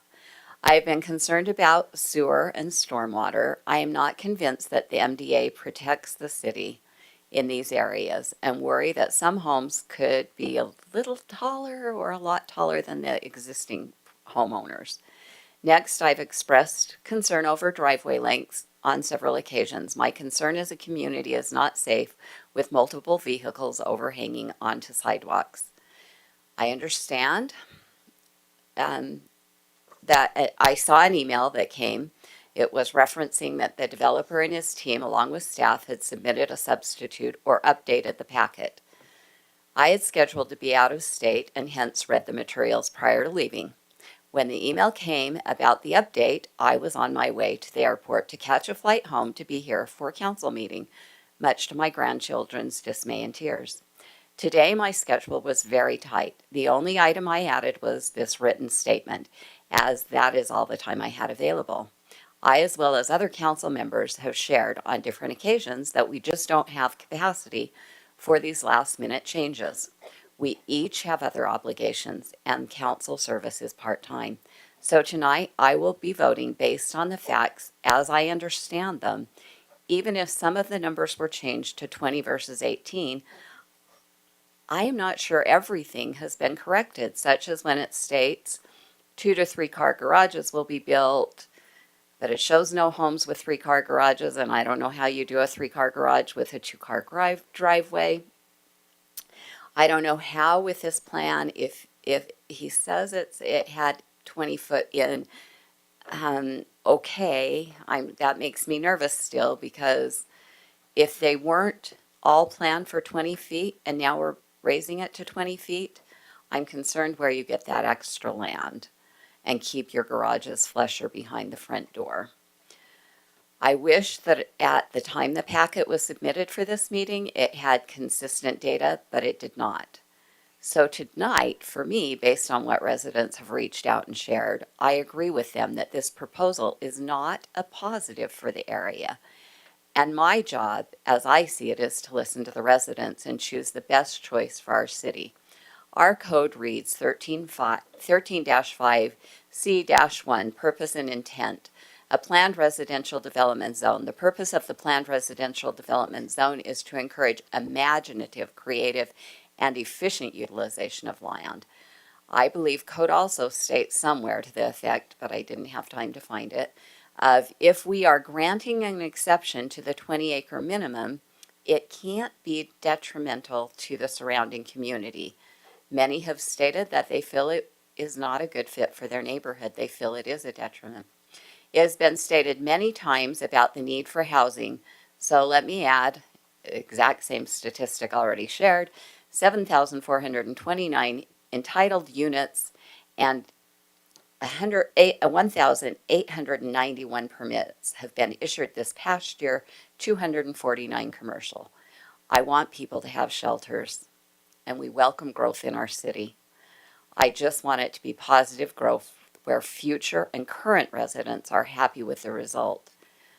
I don't feel this MDA accomplishes this goal. Lastly, of note, the new Design Review Committee. The Design Review Committee gave a negative recommendation as they felt this wasn't the right location. And the Planning Commission was a 3-3, which translates into a negative recommendation. So for these reasons, I feel like my voice is the residents, which is ironic because now you have 2 council members saying we're speaking for the residents. But from what I've received negatives. I also believe that the family that owns this land has a right to develop it. But it needs to be a development that's a win-win, that it's a win for the family, that they can get what they need, and it's a win for the community. While I think this is really close, I still don't think it makes the mark. And part of the reason we brought up bringing those types of meetings to a committee of the whole is this is the reason. Because the feedback that they were given was to have those lots match what's there, and they don't. So that is all I have to share. Anyone else? Councilmember Bloom. Well, if there's nobody else wanting to, I'll go ahead and make a motion, if that's okay with everybody. I'll go ahead and move to approve ordinance number 22-25. I'll second, assuming that's the right number. We have a motion on the table by Councilmember Bloom, a second by Councilmember Jacob. Roll call vote, please, Ms. Steck. Nope, Ms. Quick. Oh, is there, oh, sorry, I'm sorry. Is there any discussion to the motion? Councilmember Pack and then Councilmember McConaughey. Great, thank you, Chair. I appreciate all of the comments that have been brought up. Again, I want to have a 360-degree understanding. My thought is that when, especially having served as chairman of the Planning Commission and Design Review Committee, I can see how the findings that they had at the time were valid, and as has been mentioned tonight, with each iteration over many, many, many months, many issues that Planning Commission and Design Review Committee and City Council have had have been addressed by the developer. So I'm not discounting those votes that were referenced. What I would also mention, just to give the other side of the coin, is that many of those issues have been worked on to accommodate the issues that they have presented. Thank you. Question. Councilmember McConaughey, are you no longer up? Then I'll go to Councilmember Green. The motion was to adopt the resolution. That means the motion is to adopt the one with the 18-foot driveways in the MDA. And then my second comment is, go back and look at what the Design Review Committee said. They said 5,000 square foot lots would be appropriate. That still hasn't even come close. So we can't discount even though things have changed, the Design Review Committee's fundamental objections to this haven't changed. So, but the overriding procedural question I have is that Councilmember Bloom moved to approve the resolution. There was a substitute in there. So which one are we voting on? And because as it stands right now, this is the original document. Mr. Wall, do you want to weigh in, or? I'm just looking at the packet right now. Okay, Mr. I know, I just went off my what screen. do you have to say? So while Mr. Wall is looking at that, there was, in the original packet when it was published last week, it included the original information. Since that time, the developer had talked to community development and had requested to make it 20-foot driveways. And so what was emailed to you yesterday when we received it was substitute number 1. So Councilmember Green is correct. If you approve ordinance 2225 as described, you are going with the original as published packet. What you would want to do if you want to do the 20-foot driveways is you would need to adopt 2225 substitute number 1. Okay. Can I amend it, or do I need a withdrawal? All right, a substitute motion to approve 22-25 with the substitute 1. And I'll second that. Discussion to the motion. I see none. Ms. Quick.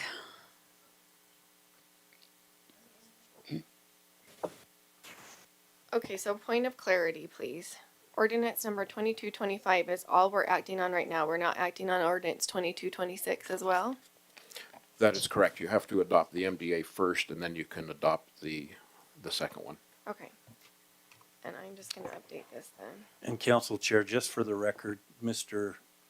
Murray, who drafted the substitute ordinance, just confirmed to me that that is the one that has the changes affecting the driveway lengths. So that is the correct one. Okay, thank you. Let's go to Vice Chair Green. Sorry, I had to get it off mute. No. Councilmember Worthen.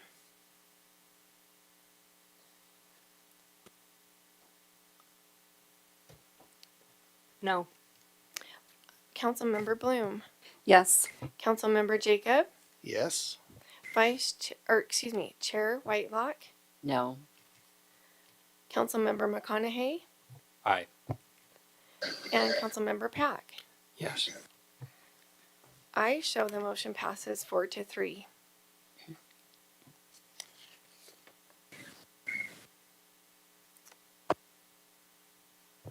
Councilmember Jacob? Thank you. I'll make a subsequent motion now to approve ordinance 22-26. I will second that.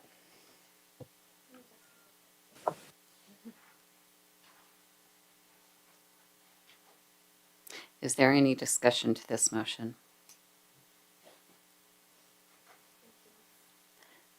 I see none. When you're ready, Ms. Quick. So again, this is 2226, and there's nothing that's needed for substitute on this, correct? Thank you. Here we go. Let's go to Councilmember Worthen. No. No. Chair Whitelock. No. Vice Chair Green.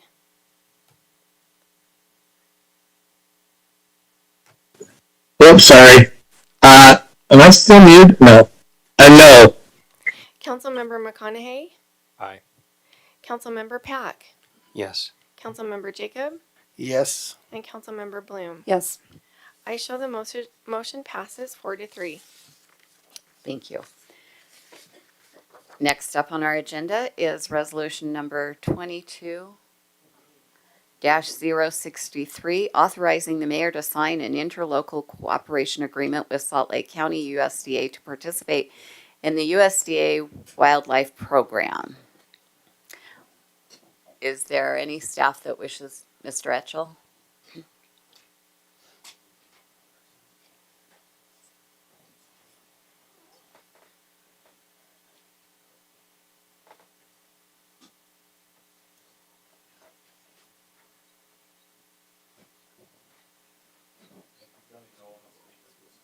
You need to touch the right side.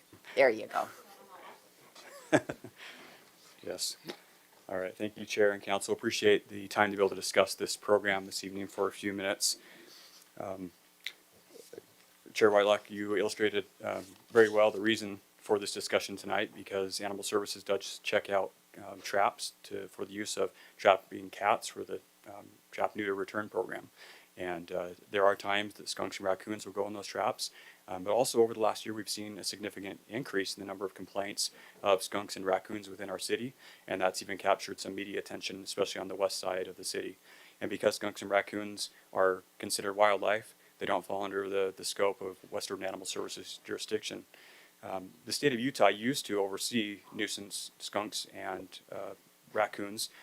They stopped doing that service approximately 10 years ago or so. So there is a solution here at the federal level with this program that's being discussed and with the USDA Urban Wildlife Assistance Program.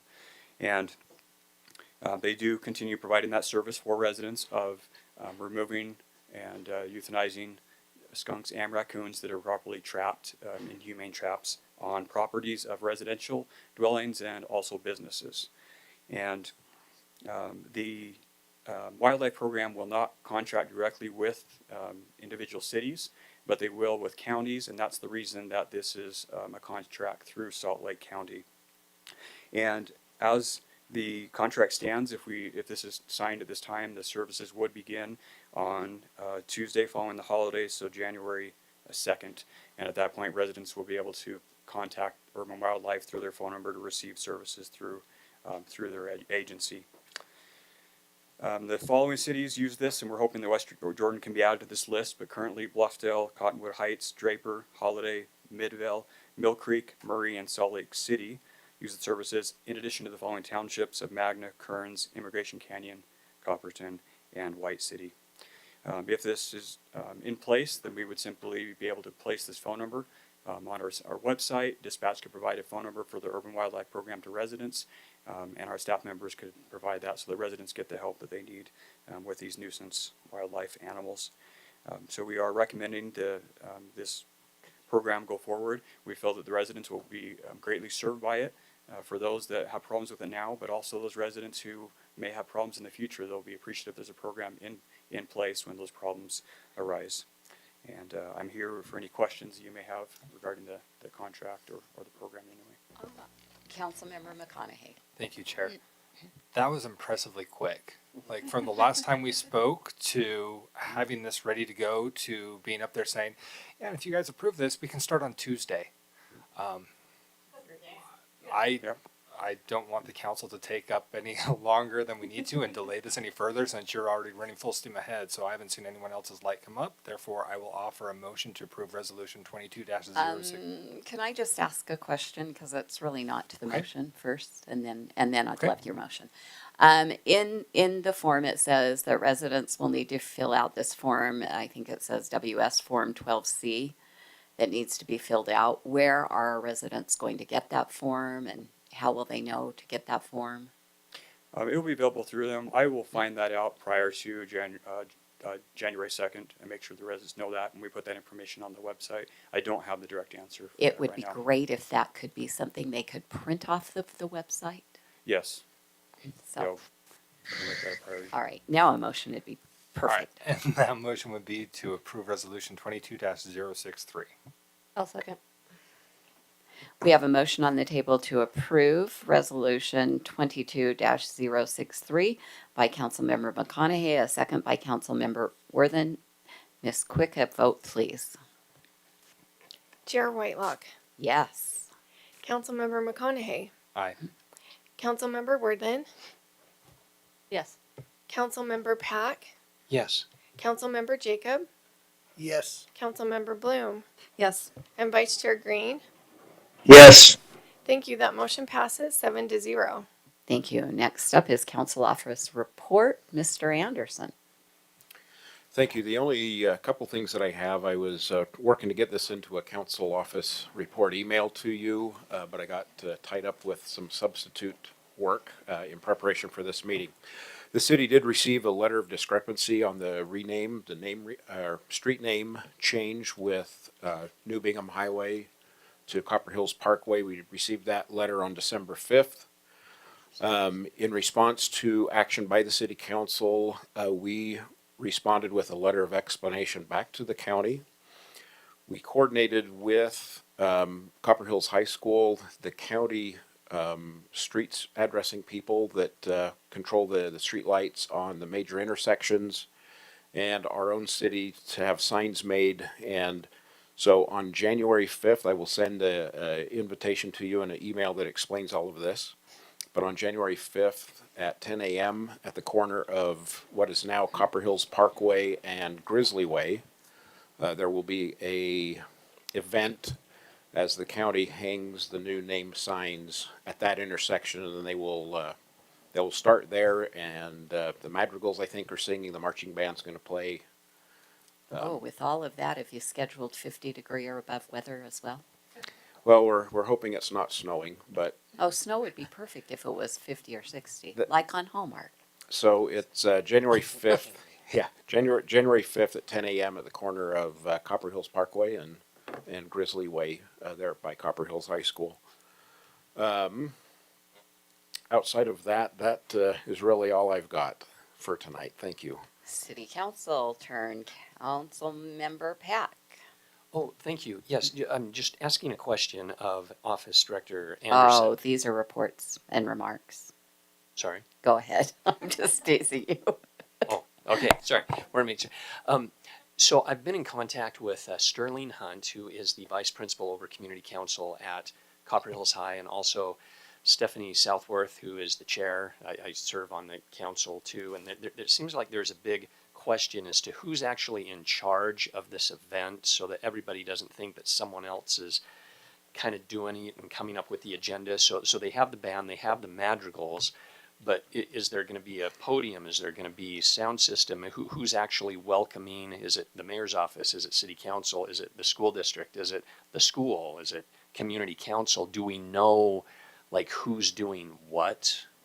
All that was asked of us is what days and times work. I provided that, and what came back from Principal Veazey is January 5th at 10 o'clock. So my assumption, and I'm using that word specifically. Oh, I learned that in nursing school. Is that the high school, because we're all, at least us, Public Works, the county, have coordinated with the school. So that's going to be my understanding. Thank you. Could I double check with the mayor's office then? Is that your understanding too, that the school is taking care of the agenda, planning the event, hosting, running it? We haven't planned anything. We've just received input from the school. Okay, I will follow up with Mr. Hunt. I told him I'd do that tonight. Sounds like Mr. Veazey would be a key person. Yes. It would, and I could have Ariel contact you, and you and the school work that out all together. Have your people contact my people. We'll set up a conference call. Yeah, the only email I've received is from the principal. Okay, thank you very much. Councilmember Green. Unmute again. I just wanted to report that I attended the Chamber West Board of, can't remember which one's which. The new meeting must be Board of Directors. Board of Directors meeting, got several presentations on what they're going to do over the next year and their money situation. Chamber West is sitting in a very good spot and continuing to help businesses in our community, and they'll have some other events coming up, and so if there is anybody that wants to attend those, it's pay the $25 for lunch and go hear the speaker or whatever, but they're moving forward and doing a good job trying to get up to 400 members. All right, thank you. Councilmember Worthen. Well,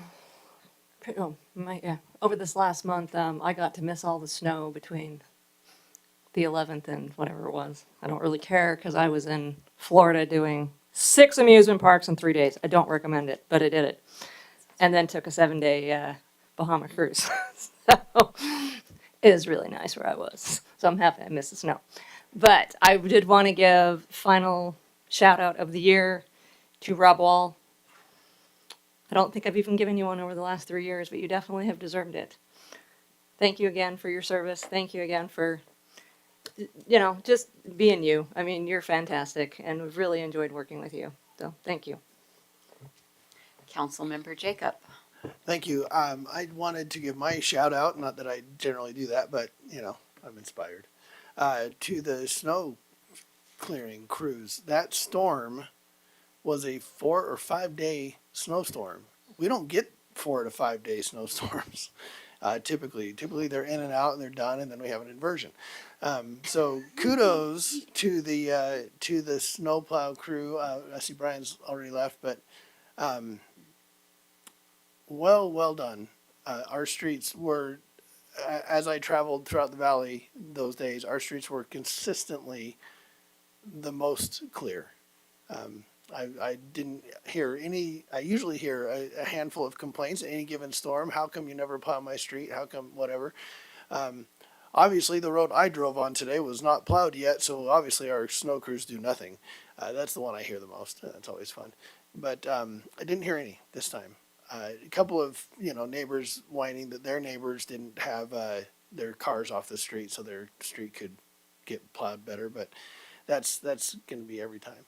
So kudos to the snow removal crews. They killed it.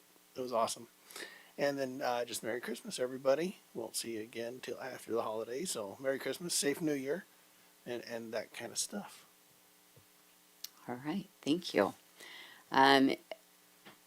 My remarks are I missed the snow too. I wasn't in a warm place, but it wasn't snowing most of the time. Some of the time it was.